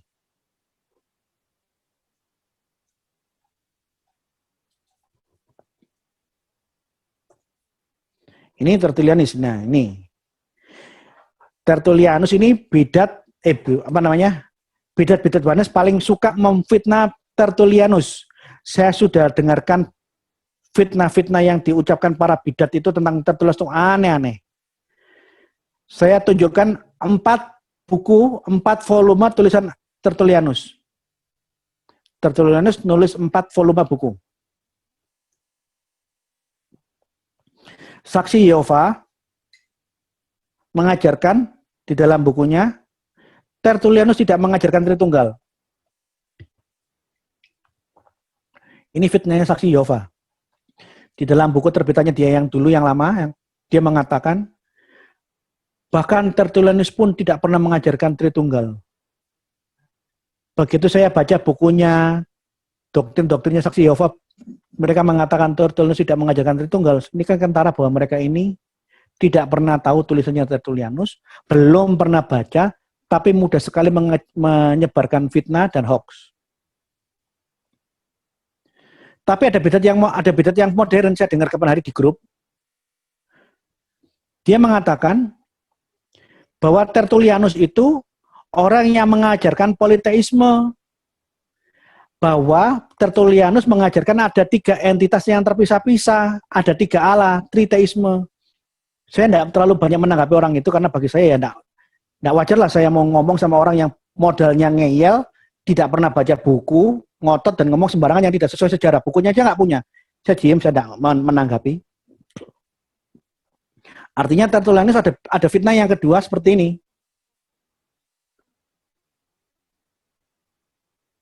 Mereka tidak baca buku, belum punya bukunya, tapi mulutnya terlalu lancang, menghina, dan memfitnah orang. Dan para bidat rata-rata giat sekali menyebarkan fitnah-fitnah terhadap bapak-bapak gereja. Yang menarik, bidat Wanes mengajarkan, dia mengakui bahwa Tertullianus mengajarkan Tritunggal. Tapi kebohongan dan fitnah yang disebarkan oleh bidat Wanes, mereka membuat suatu opini bahwa di akhir hidupnya, Tertullianus menyangkal, menolak Tritunggal, dan kembali ke ajaran Wanes. Ini fitnah. Ajaran Wanes itu modalisme. Ajaran Wanes itu sabellianisme. Tertullianus, ini buku yang saya tampilkan di sini. Ini bukan buku, saya tidak punya buku ini. Saya punya buku yang lain yang saya tunjukkan di gambar tadi. Ini saya ambil dari Google. Tertullianus malah menentang orang yang bernama Praxeas. Ini bidat yang mengajarkan bahwa Yesus adalah Bapa yang menjadi manusia. Idenya sama dengan ajaran Wanes. Agen Praxeas, coba Anda lihat ini. Nah, bisa lihat di halaman bagian kedua, nomor ke-7, coba lihat. Nih. Ini bukunya Tertullianus, ini daftar isi. Perhatikan bagian kedua, 7 Romawi. Tertullianus menulis bukunya melawan Praxeas. Praxeas itu siapa? Orang yang mengajarkan ajaran modalisme, ajaran Sabellianisme. Dia melawan ajaran-ajaran Oneness, modalisme. Lah kok dibilang diputar balik Tertullianus tidak mengakui Tritunggal ini gimana nih? Bohong banget. Praxeas mengajarkan Bapa yang turun menjelma dan ke dalam rahimnya perawan Maria dan menjadi manusia. Jadi Yesus adalah Bapa yang menjelma. Di saat Yesus disalib, itu adalah Bapa yang disalib. Jadi Bapa sama dengan anak, anak sama dengan Roh Kudus, semua ini adalah Yesus. Ajaran ini dilawan sama Tertullianus. Lah orang yang melawan ajaran seperti itu kok difitnah seakan-akan Tertullianus menolak Tritunggal dan satu haluan, satu barisan dengan mereka. Ini kan ngawur itu, ngawur banget itu. Tertullianus ikut Montanisme. Montanisme ini ajaran sesat, ajaran yang super ngeroh. Over spiritual. Di dalam ajaran Montanisme, Yesus dan Roh Kudus hanya berbicara melalui 3 orang, yaitu melalui Montanus, Priscilla, dan Maximilla. Priscilla dan Maximilla ini 2 orang perempuan nabiyah. Roh Kudus dan Yesus hanya berbicara melalui 3 orang ini. Montanus mengklaim bahwa dirinya adalah Parakletos yang dinubuatkan Yesus, dan dia adalah juru bicara Roh Kudus. Sehingga para pengikutnya itu menjadi kultus, jadi mati-matian percaya banget, luar biasa. Bahkan Hippolytus membuat kritikan terhadap menyerang Montanus, karena di dalam sekte Montanisme sampai ada pengikutnya Montanus mengatakan Montanus memiliki sesuatu yang lebih besar dari Kristus. Jadi karena klaim-klaim di dalam khotbah-khotbahnya dia adalah Parakletos, dialah juru bicara Yesus, juru bicaranya Roh Kudus, sampai ada pengikutnya yang menggambarkan Montanus ini memiliki sesuatu yang lebih besar dari Kristus. Ini loh ajarannya Montanisme. Poin ketiga, dia adalah juru bicaranya Roh Kudus, dan dia adalah Parakletos yang dijanjikan di Yohanes 14:26 dan Yohanes 16:7. 3 serangkai Montanus, Priscilla, dan Maximilla adalah para nabi yang mengklaim dia adalah suaranya Kristus dan suaranya Roh Kudus. Ini ajaran Montanisme. Akibat Montanus mengajarkan hal-hal yang sesat seperti itu, dia ngaku sebagai nabi di Phrygia.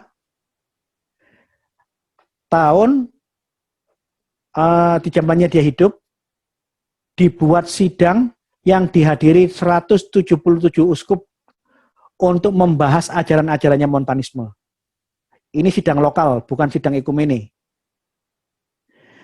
Dia disidang, ajaran-ajarannya dia yang mengklaim dia adalah Parakletos yang dijanjikan oleh Yesus. Dialah juru bicaranya Roh Kudus.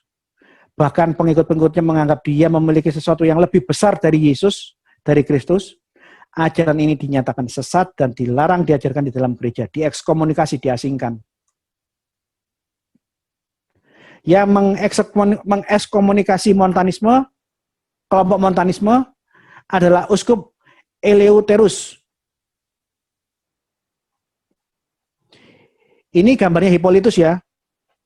Hippolytus matinya mati syahid, badannya termutilasi jadi 4, dia ditarik oleh 4 kuda dari ke 4 arah yang berlawanan. Sebelum dia mati syahid, dia menulis perlawanannya terhadap Montanisme, ajaran yang super ngeroh yang diikuti oleh Tertullianus. Di dalam bantahan umum kepada ajaran sesat, chapter 7, nomor 19, Hippolytus dari garis muridnya Rasul Yohanes mengatakan apa? Kelompok Montanisme memuliakan dua wanita, Priscilla dan Maximilia. Mereka dianggap di atas para rasul, di atas semua karunia yang diberikan. Sehingga beberapa pengikut Montanisme bahkan sampai berkata bahwa Priscilla dan Maximilia memiliki sesuatu yang melebihi Kristus. Sampai seperti ini. Sekalipun Tertullianus ikut aliran yang super ngeroh Montanisme, sampai akhir hayatnya Tertullianus tetap percaya Tritunggal Maha Kudus dan tidak ada satu buku tulisan Tertullianus yang menyangkal Tritunggal. Cuma dia masuk ke aliran yang ngeroh, yang super ngeroh. Jadi informasi hoax yang disebarkan oleh kelompok Bidat Wanes bahwa Tertullianus itu akhirnya murtad dari Tritunggal dan mengikuti Wanes, itu bohong. Saya tantang, tunjukkan satu tulisannya Tertullianus, bukti. Jangan asal klaim, asal ngomong asbun. Tunjukkan satu buku, mana bukunya, di mana Tertullianus menyangkal Tritunggal Maha Kudus, seperti yang pernah diajarkan. Kalau menyerang ajaran modalisme ada. Menyerang ajaran Sabellianisme ada. Menyerang orang yang mengajarkan bahwa Yesus adalah Bapa yang menjadi manusia ada. Tapi yang mengatakan Tertullianus murtad dari ajaran-ajarannya tidak pernah saya temui. Tolong buktikan, jangan asal ngomong. Ini baca ini.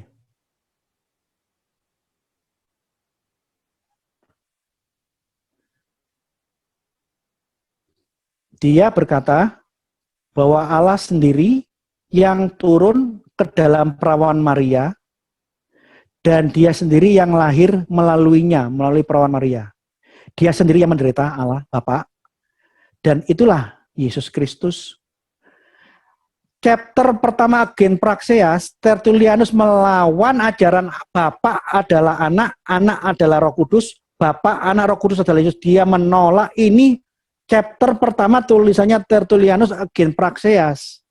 Jadi begitu bidat-bidat Wanes mengajarkan yang berbalik dari fakta, saya heran. Kok mahir sekali ya mulutmu itu berbohong dan menyebarkan fitnah. Sudah berani merubah-rubah ayat Alkitab, mulutmu penuh dengan fitnah, penuh dengan kebohongan, dan kamu sebarkan di medsos. Ini kelakuannya parah sekali nih orang ini. Saya tegaskan, tidak ada satupun tulisan Tertullianus yang menolak Tritunggal. Malah dia menolak Bapa adalah anak. Tertullianus menolak Yesus adalah Bapa yang menjadi manusia. Tertullianus mengajarkan seperti yang saya sudah sampaikan yang minggu lalu. Allah itu satu substansi, satu ousia, satu wujudnya.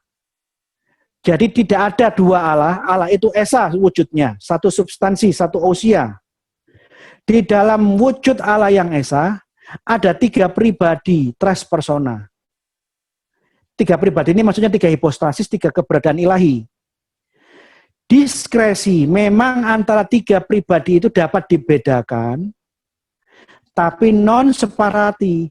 Tapi mustahil 3 hipostasis di dalam wujud Allah yang esa itu, Bapa, Anak, dan Roh Kudus, Allah, firman Allah, dan Roh Allah, bisa dipisah-pisahkan.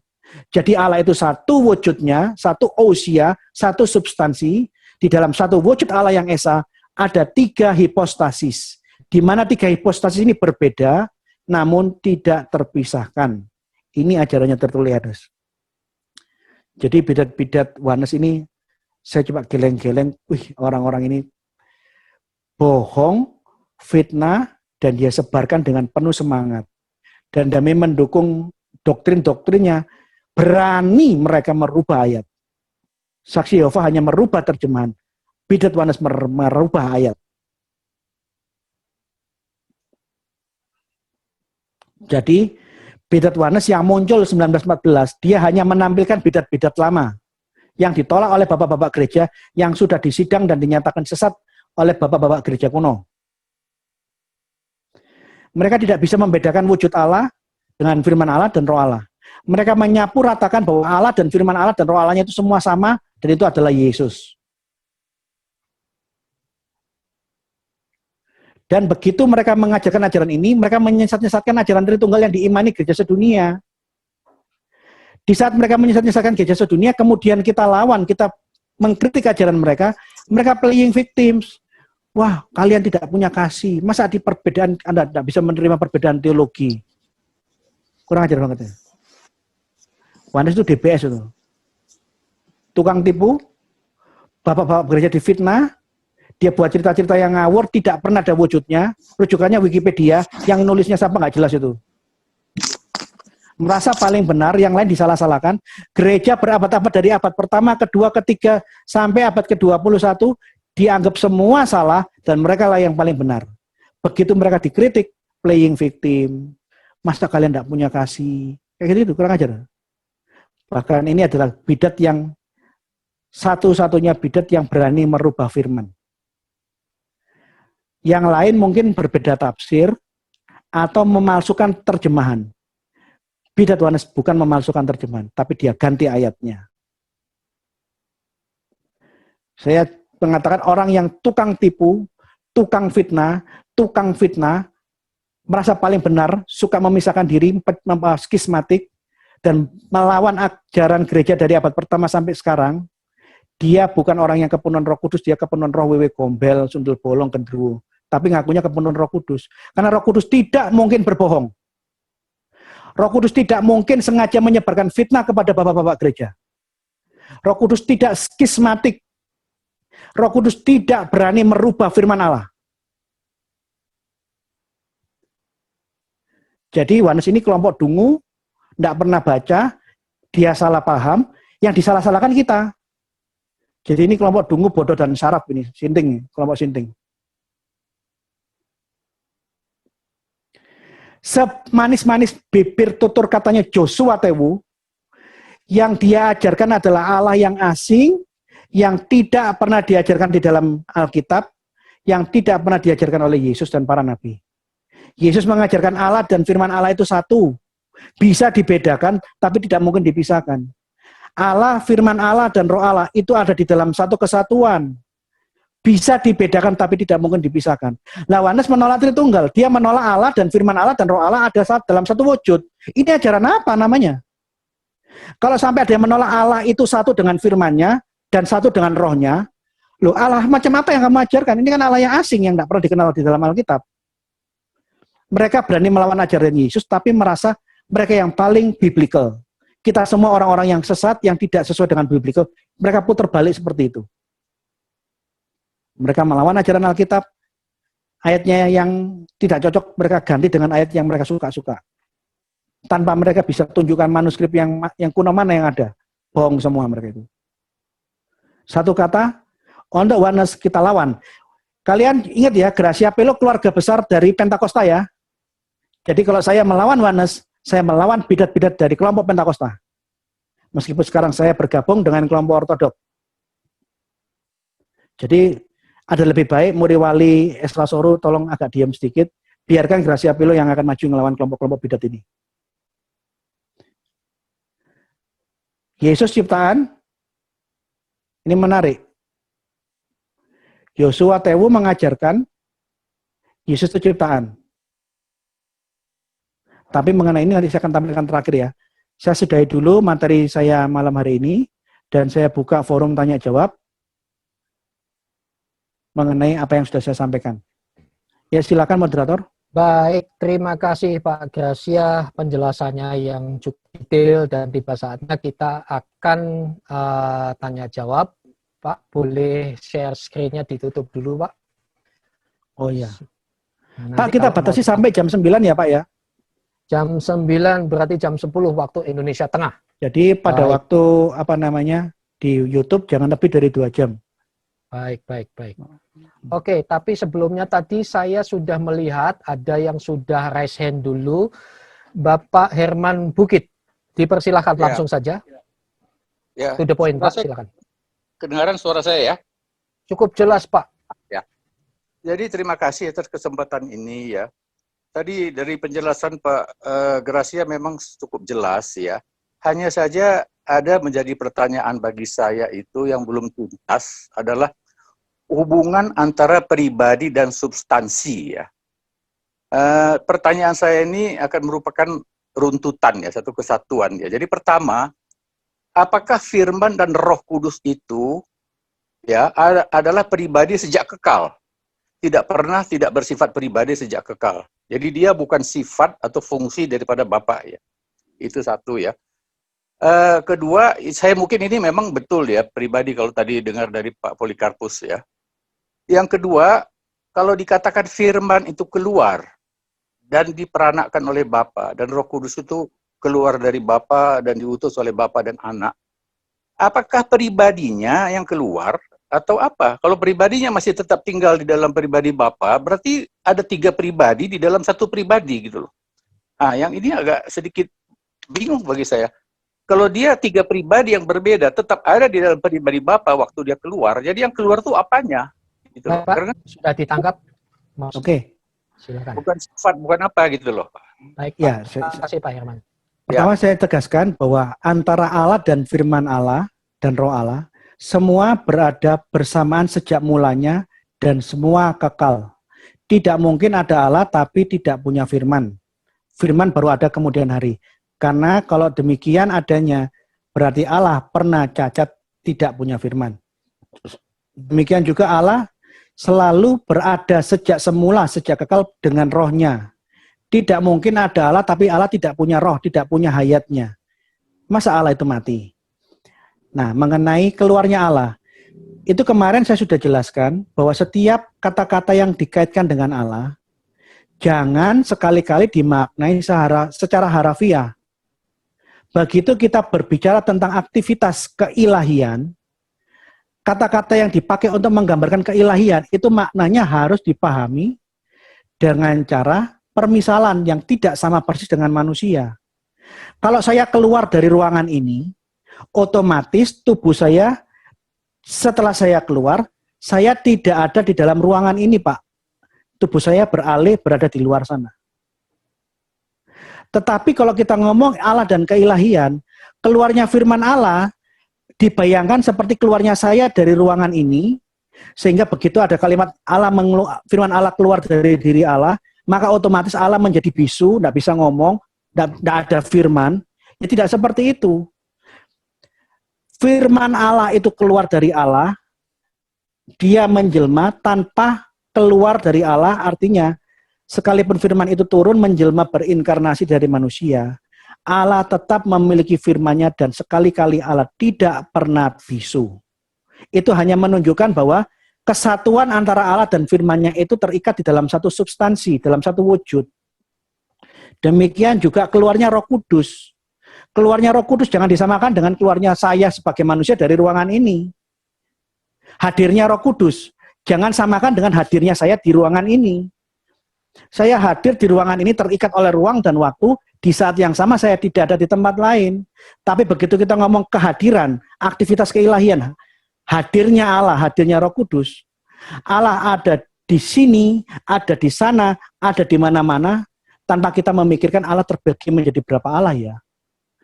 Jadi makna keluar Roh Kudus keluar dari Allah itu menunjukkan bahwa hipostasis Roh Kudus itu berada di dalam satu wujud Allah.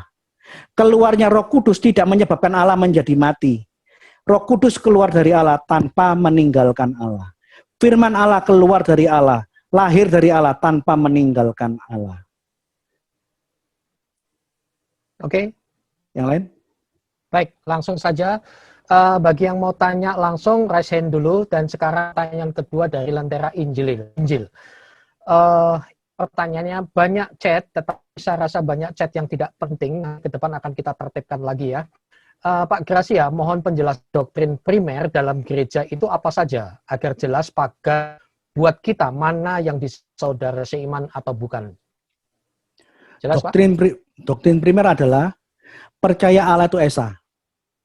Di dalam Allah yang Esa, ada firman-Nya yang kekal, yang selalu menyertai Allah. Di dalam Allah yang Esa, di dalam Bapa, ada roh Allah, daya hidupnya Allah secara kekal. Ketiga-tiganya selalu satu dan tidak pernah terpisah-pisah. doktrin gereja yang primer lainnya. Percaya Yesus adalah firman yang menjadi manusia. Bukan Roh Kudus yang menjadi manusia, bukan Bapa yang menjadi manusia. Yesus firman yang berinkarnasi menjadi manusia dengan suatu tugas, suatu tujuan, menebus dosa manusia. Oleh karena itu tidak ada jalan selamat, tidak ada cara penebusan dosa selain korban Yesus Kristus di kayu salib. Oleh karena Yesus adalah firman yang menjadi manusia, Yesus punya kodrat ganda. Sebelum dia lahir, dia adalah sang firman Allah yang kekal bersama-sama Allah sejak mulanya. Namun di saat dia berinkarnasi, wujud nusul sang firman, wujud turunnya sang firman, dia benar-benar anak manusia. Tapi ingat, di dalam pengakuan iman Nikea yang diputuskan oleh bapak-bapak gereja, 318 bapak-bapak gereja, Yesus benar dilahirkan, namun dia tidak diciptakan. Karena dia lahir, namun sebelum lahir, dia sudah punya pre-eksistensi.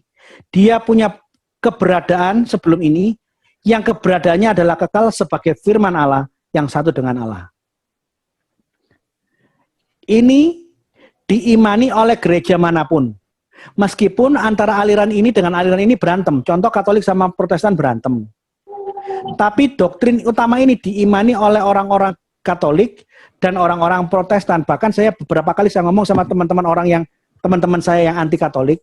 Saya mengatakan, kamu percaya Tritunggal itu mek mulutmu tok. Katolik bukan hanya mulut. Dia bukan hanya mulut, tapi mulut dan sikap. Kapanpun dia berdoa, dia gunakan tanda salib di dalam nama Bapa, Putra, dan Roh Kudus. Dia terang-terangan tanpa malu. Kamu tidak pernah ngomong seperti segiat-giatnya orang Katolik tentang Tritunggal. Jadi pertentangan-pertentangan yang ada ini sebenarnya pertentangan yang second level. Oleh karena itu saya bisa melihat perbedaan. Saya bisa ramah dengan orang Katolik. Saya ibadah di Katedral Ijen, saya ibadah di Paroki Roh Kudus, saya ibadah di tempatnya Pak Firman di GKIN Gereja Wesleyan. Saya beribadah jemaat tamu di gerejanya GKT, Gereja Kristus Tuhan, gerejanya orang-orang Chinese, Pak Eliartman. Di mana-mana. Kenapa?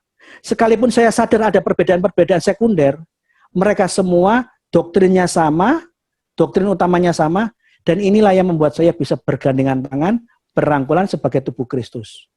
Tapi jangan sekali-kali kamu rubah, menggeser doktrin ortodoksi Kristen. Kamu singgung Tritunggal, kamu akan berhadapan dengan saya. Tidak ada kompromi masalah ini. Karena yang kamu ajarkan Tuhan yang aneh, Tuhan yang asing, bukan Tuhan yang diajarkan oleh Yesus, oleh para rasul, dan semua bapak-bapak gereja. Yang lain? Oke, baik. Selanjutnya langsung saya buka ruang pertanyaan lisan dari Herman Bukit sudah. Sahala Siumbing, silakan Bapak Sahala Siumbing. Setelah Sahala Siumbing, nanti Peter Purnama, silakan Pak Sahala Siumbing. Unmute dulu Pak, mic-nya belum di-unmute. Oh ya, tolong to the point, silakan. Oke, ya terima kasih. Tadi Pak Grazia bilang menanyakan bukti-bukti dari pihak kaum Oneness ini ya. Kalau nggak salah bukannya mereka mengambil bukti dari isu koma Johanneum yang menurut mereka versi panjangnya itu tidak ada di manuskrip berbahasa Yunani. Nah, itu aja pertanyaan saya. Oke, makasih ya. Itu sudah saya bahas di dalam buku saya itu. Saya sudah nulis buku Dialog Tritunggal Gereja Timur dengan Muslim di abad 7 sampai abad 14. Di dalam buku yang saya tulis, semua perdebatan di abad ke-7 abad 14, yang ini akan menjadi seri seminar yang kelima tentang perjumpaan Kristen Islam dan dialog tentang Tritunggal menghadapi Muslim di abad 7-14 itu akan menjadi seminar tersendiri. Saya angkat masalah koma Johanneum. 1 Yohanes 5 ayat 7-9 yang versi panjang benar itu baru muncul di manuskrip minuskul. manuskrip minuskul Yunani itu di atas abad 9. Semua manuskrip Yunani di abad pertama sampai abad ke-8 akhir 9 tidak memuat ayat itu. Kemudian ada beberapa orang yang tergesa-gesa menuduh bahwa ini adalah pemalsuan ayat. Nambah-nambahi ayat, membuat ayat-ayat yang baru. Keliru. Sekalipun di dalam manuskrip Yunani abad pertama sampai 9 ayat ini tidak ada, ayat ini ditemukan di manuskrip Latin puluhan ribu, di mana manuskrip Latin sudah ditulis abad kedua. Ayat panjang di dalam ada yang bersaksi, ada 3 yang bersaksi di surga, Bapa, Putra, dan Roh Kudus, dan ketiganya adalah satu. Itu juga muncul di kitab manuskrip kuno Aramaik dari abad yang ketiga. Bahkan di dalam Novum Testamentum dikasih penjelasan, bapak-bapak gereja abad kedua mengutip ayat itu persis seperti bunyi ayat yang muncul di abad ke-10. Artinya apa? Yang ingin saya tekankan, ini bukan pemalsuan ayat. Jadi memang ada ayat yang sempat hilang. Karena kemungkinan, ini hipotesa saya.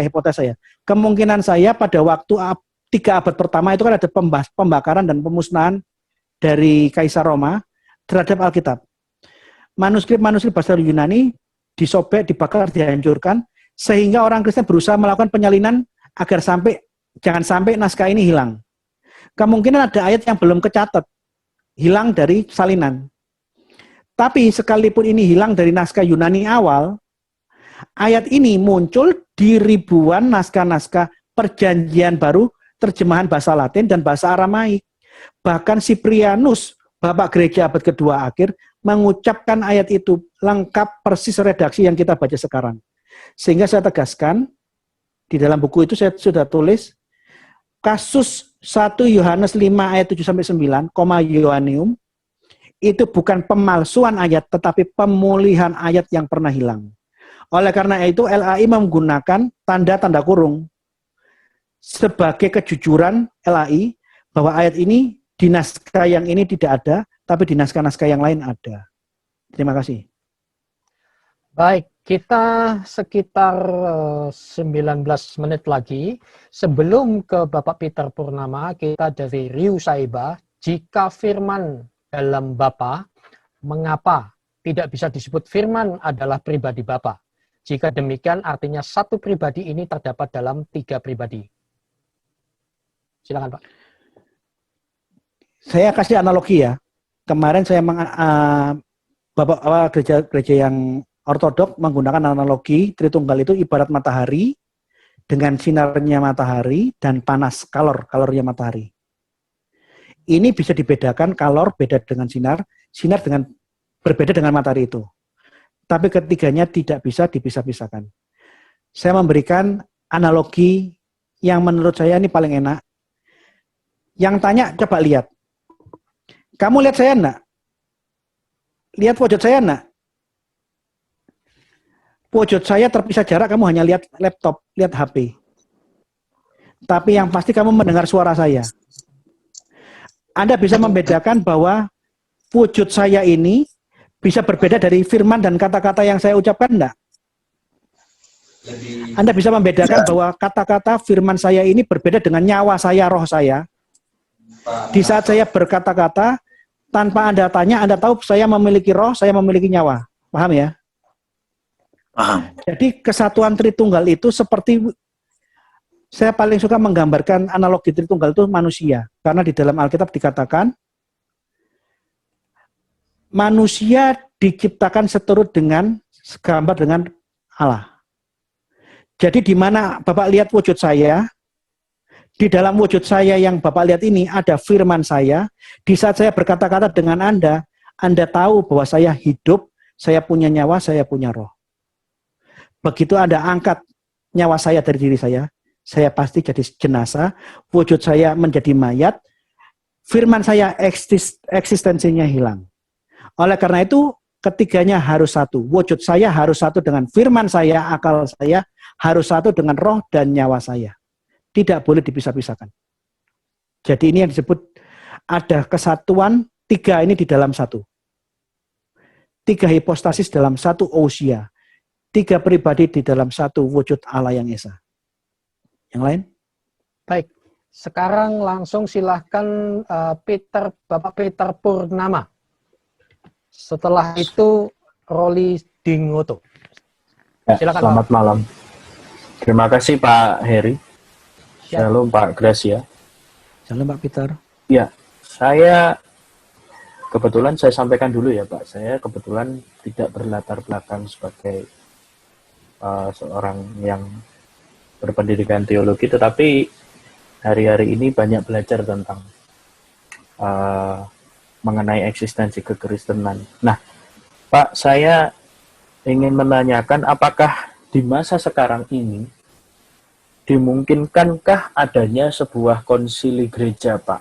Karena ini hal yang buat saya pribadi sangat penting begitu, karena sudah banyak sekali ajaran-ajaran sesat, bidat-bidat sesat yang justru sampai saat hari ini itu mereka terbiarkan dan pada kenyataannya mereka berkembang juga.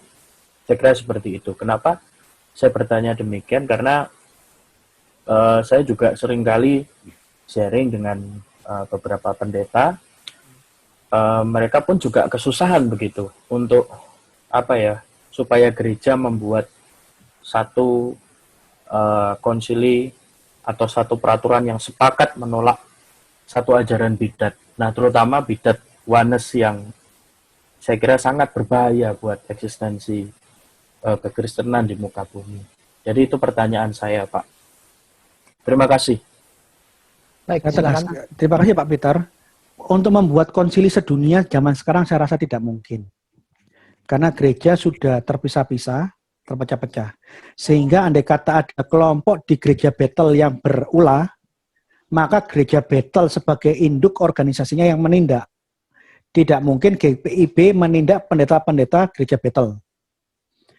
Namun kalau kita mau belajar sejarah gereja, segala sesuatu bidat-bidat yang muncul di zaman sekarang, itu hanya pengulangan bidat-bidat yang sudah ditentang oleh bapak-bapak gereja di zaman yang lampau. Mengenai dogma Kristen, saya tegaskan bagi yang kalau mau belajar tulisan bapak-bapak gereja, dogma Kristen sudah tidak bisa ditambah-tambahi. Upaya menggoyang ada di abad pertama, upaya mengganti di abad kedua ada.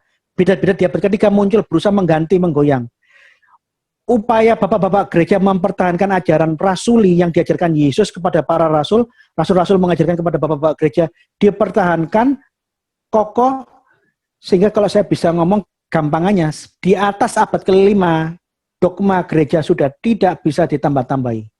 Jadi kalau ada orang yang melakukan ajaran-ajaran yang aneh, ya karena dia kurang baca buku, sehingga di saat dia bingung, yang disalahkan adalah orang-orang yang benar. Ini kan kebalik-kebalik. Makanya itu firman Tuhan mengatakan, my people perish because lack of knowledge. Hanya gara-gara kurang pengertian, kurang pengetahuan, jemaat Kristen, jemaat Kristus bisa binasa. Jadi, kalau bagaimana kita mau bersatu, kembali ke konsili-konsili ekumene.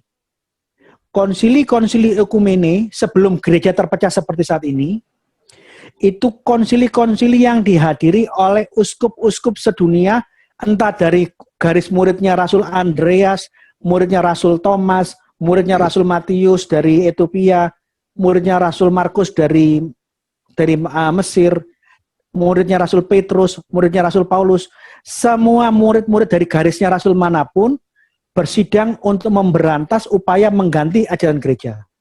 Oleh karena itu, setialah kepada rumusan-rumusan teologi, patokan iman, pengakuan-pengakuan iman yang sudah dirumuskan oleh bapak-bapak gereja sedunia sebelum gereja terpecah. Baik. Itu sudah cukup. Jadi kalau kita kurang mempelajari dan melihat sejarahnya semacam itu, yang muncul adalah asumsi-asumsi yang buruk, bahkan bisa jadi mereka menyebarkan fitnah. Ini belum masuk seri yang ketiga ya. Dari seri yang keduanya aja saya sudah bisa bantah segala macam fitnah yang mengatakan Tritunggal baru dirumuskan oleh Konsili Nikea di abad keempat. Oleh karena itu harus banyak belajar. Kalau enggak tahu, tanya. Belajar sama yang tahu. Jangan yang tidak tahu, sok-sok tahu, bahkan menyesat-nyesatkan yang lain. Dikritik malah playing victim. Ini kelakuan bidat tuh kayak begitu. Ya benar, kadang-kadang mereka mengatakan yang lain sesat-sesat, ketika dihadapi dia playing victim, itu saya kenal betul. Oke, waktu kita sangat singkat sekali. Terakhir, Bapak Roli Dingoto, silakan, mohon to the point, silakan. Bapak Roli? Oke, kita lanjutkan pertanyaan terakhir. Sony Alek Melkianus, salam Pak Gracia, mohon penjelasan relasi antara Tritunggal Maha Kudus dengan inkarnasinya Sang Firman atau Anak Allah. Terima kasih. Halo Pak, saya ada. Oke, silakan Pak langsung. Setelah itu langsung 2 pertanyaan itu ya. Silakan Oke, Pak baik. Roli. Saya mau bertanya tentang natur. Kita ketahui bahwa Kristus itu ilahi adanya dan manusia adanya.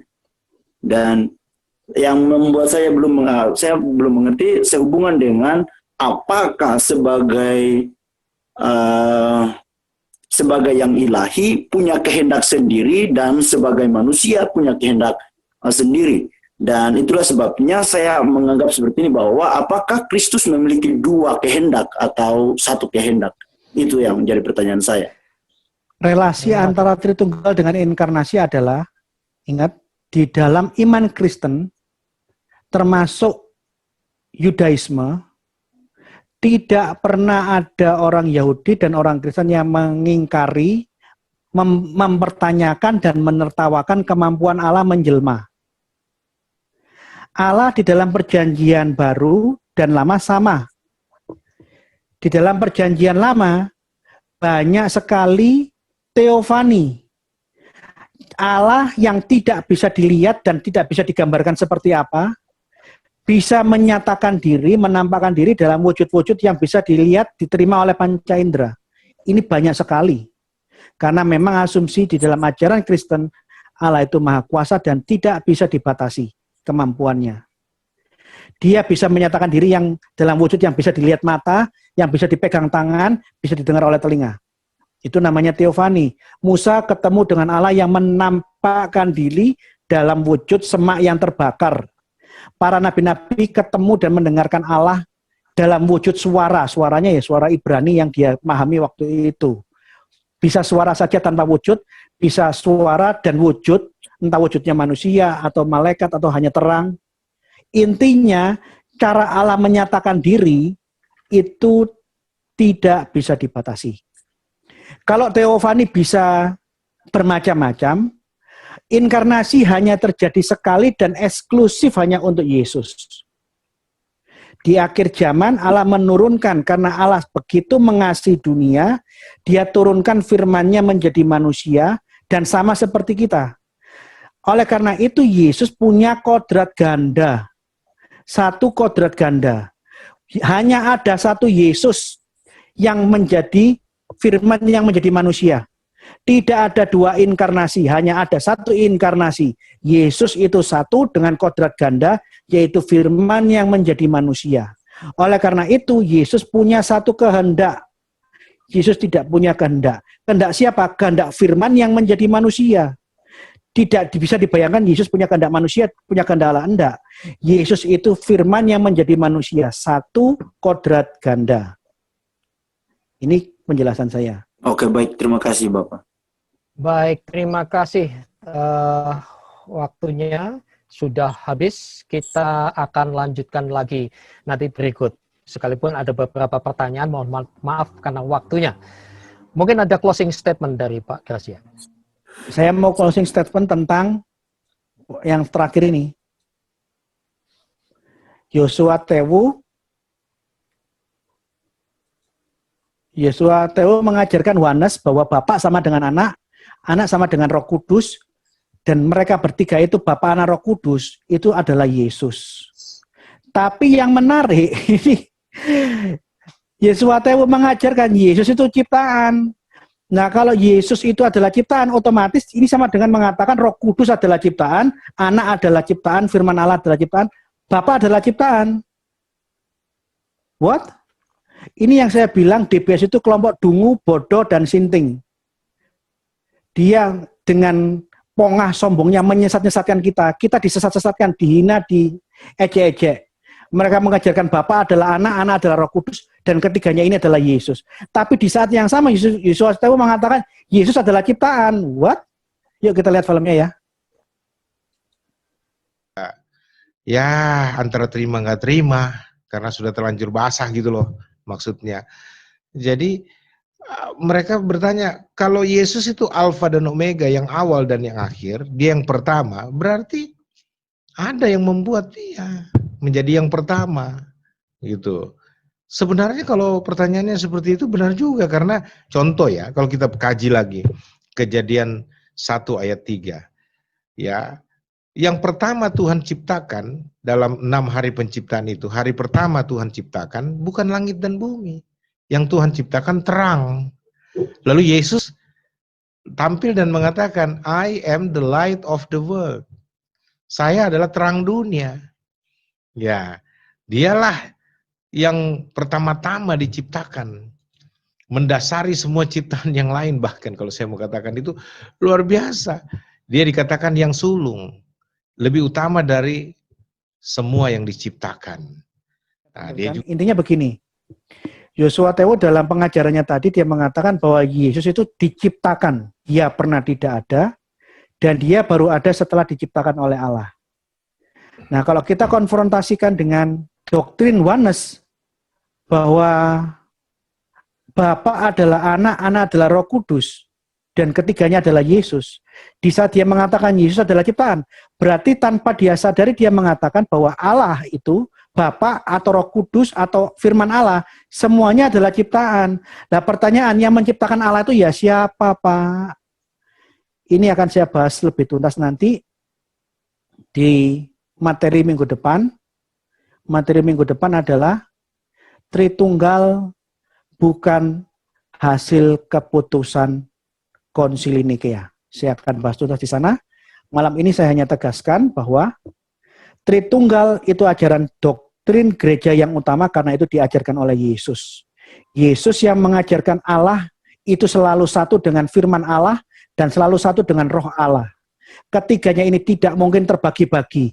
Dionysius dari Roma mengatakan, kalau ada yang mengajarkan tiga hipostas ini terbagi-bagi, terpisah-pisah, lebih baik buang Tritunggal macam itu. Karena esensi Tritunggal itu kesatuan yang paling utama. Oleh karena itu, apa yang diajarkan oleh Yesus, diajarkan oleh para rasul, dan diajarkan oleh gereja jemaat mula-mula sejak abad pertama sampai hari ini. Jadi barang siapa yang menolak Tritunggal, barang siapa yang menolak Allah tidak bersama dengan firman-Nya, Allah tidak satu dengan rohnya, Allah terpisah dari firman dan rohnya, kamu mengajarkan Tuhan yang berbeda. Kamu mengajarkan Allah yang asing, yang tidak pernah eksis di dalam ajaran-ajaran Alkitab. Oleh karena itu, sebaik-baiknya, semanis-manis lidah tutur kata bidat oneness, mereka sedang menggiring orang masuk ke dalam neraka, karena dia mengajarkan apa yang tidak pernah eksis di dalam ajaran Alkitab. Hati-hati, mereka terlalu lancang, terlalu berani merubah ayat. Tukang fitnah, tukang sebar bohong, dan inilah kelakuan mereka. Oleh karena itu saya sama sekali yakin, hakul yakin, bidat oneness yang tukang bohong, tukang fitnah, berani merubah ayat, ajarannya tidak masuk akal. Ini bukan dari kelompok Pentakosta yang kepenuhan Roh Kudus, tapi Pentakosta yang kepenuhan Roh Gendruwo, Roh Wewe Gombel, dan Sundel Bolong. Lansak panunggalane. Pak Heri orang Jawa ketawa-ketawa. Lansak panunggalan itu ya bangsanya jin, setan, dan kerabat-kerabatnya lah itu kira-kira. Demikian closing statement saya bahwa Tritunggal Maha Kudus bukan triteisme. Tritunggal Maha Kudus adalah Allah yang Esa. Entah mau menggunakan pendekatan gereja Barat, silakan. Atau menggunakan pendekatan gereja Timur, silakan. Karena dua aliran mazhab ini semua mengatakan Allah kita Esa dalam tiga pribadi. Terima kasih, Tuhan memberkati.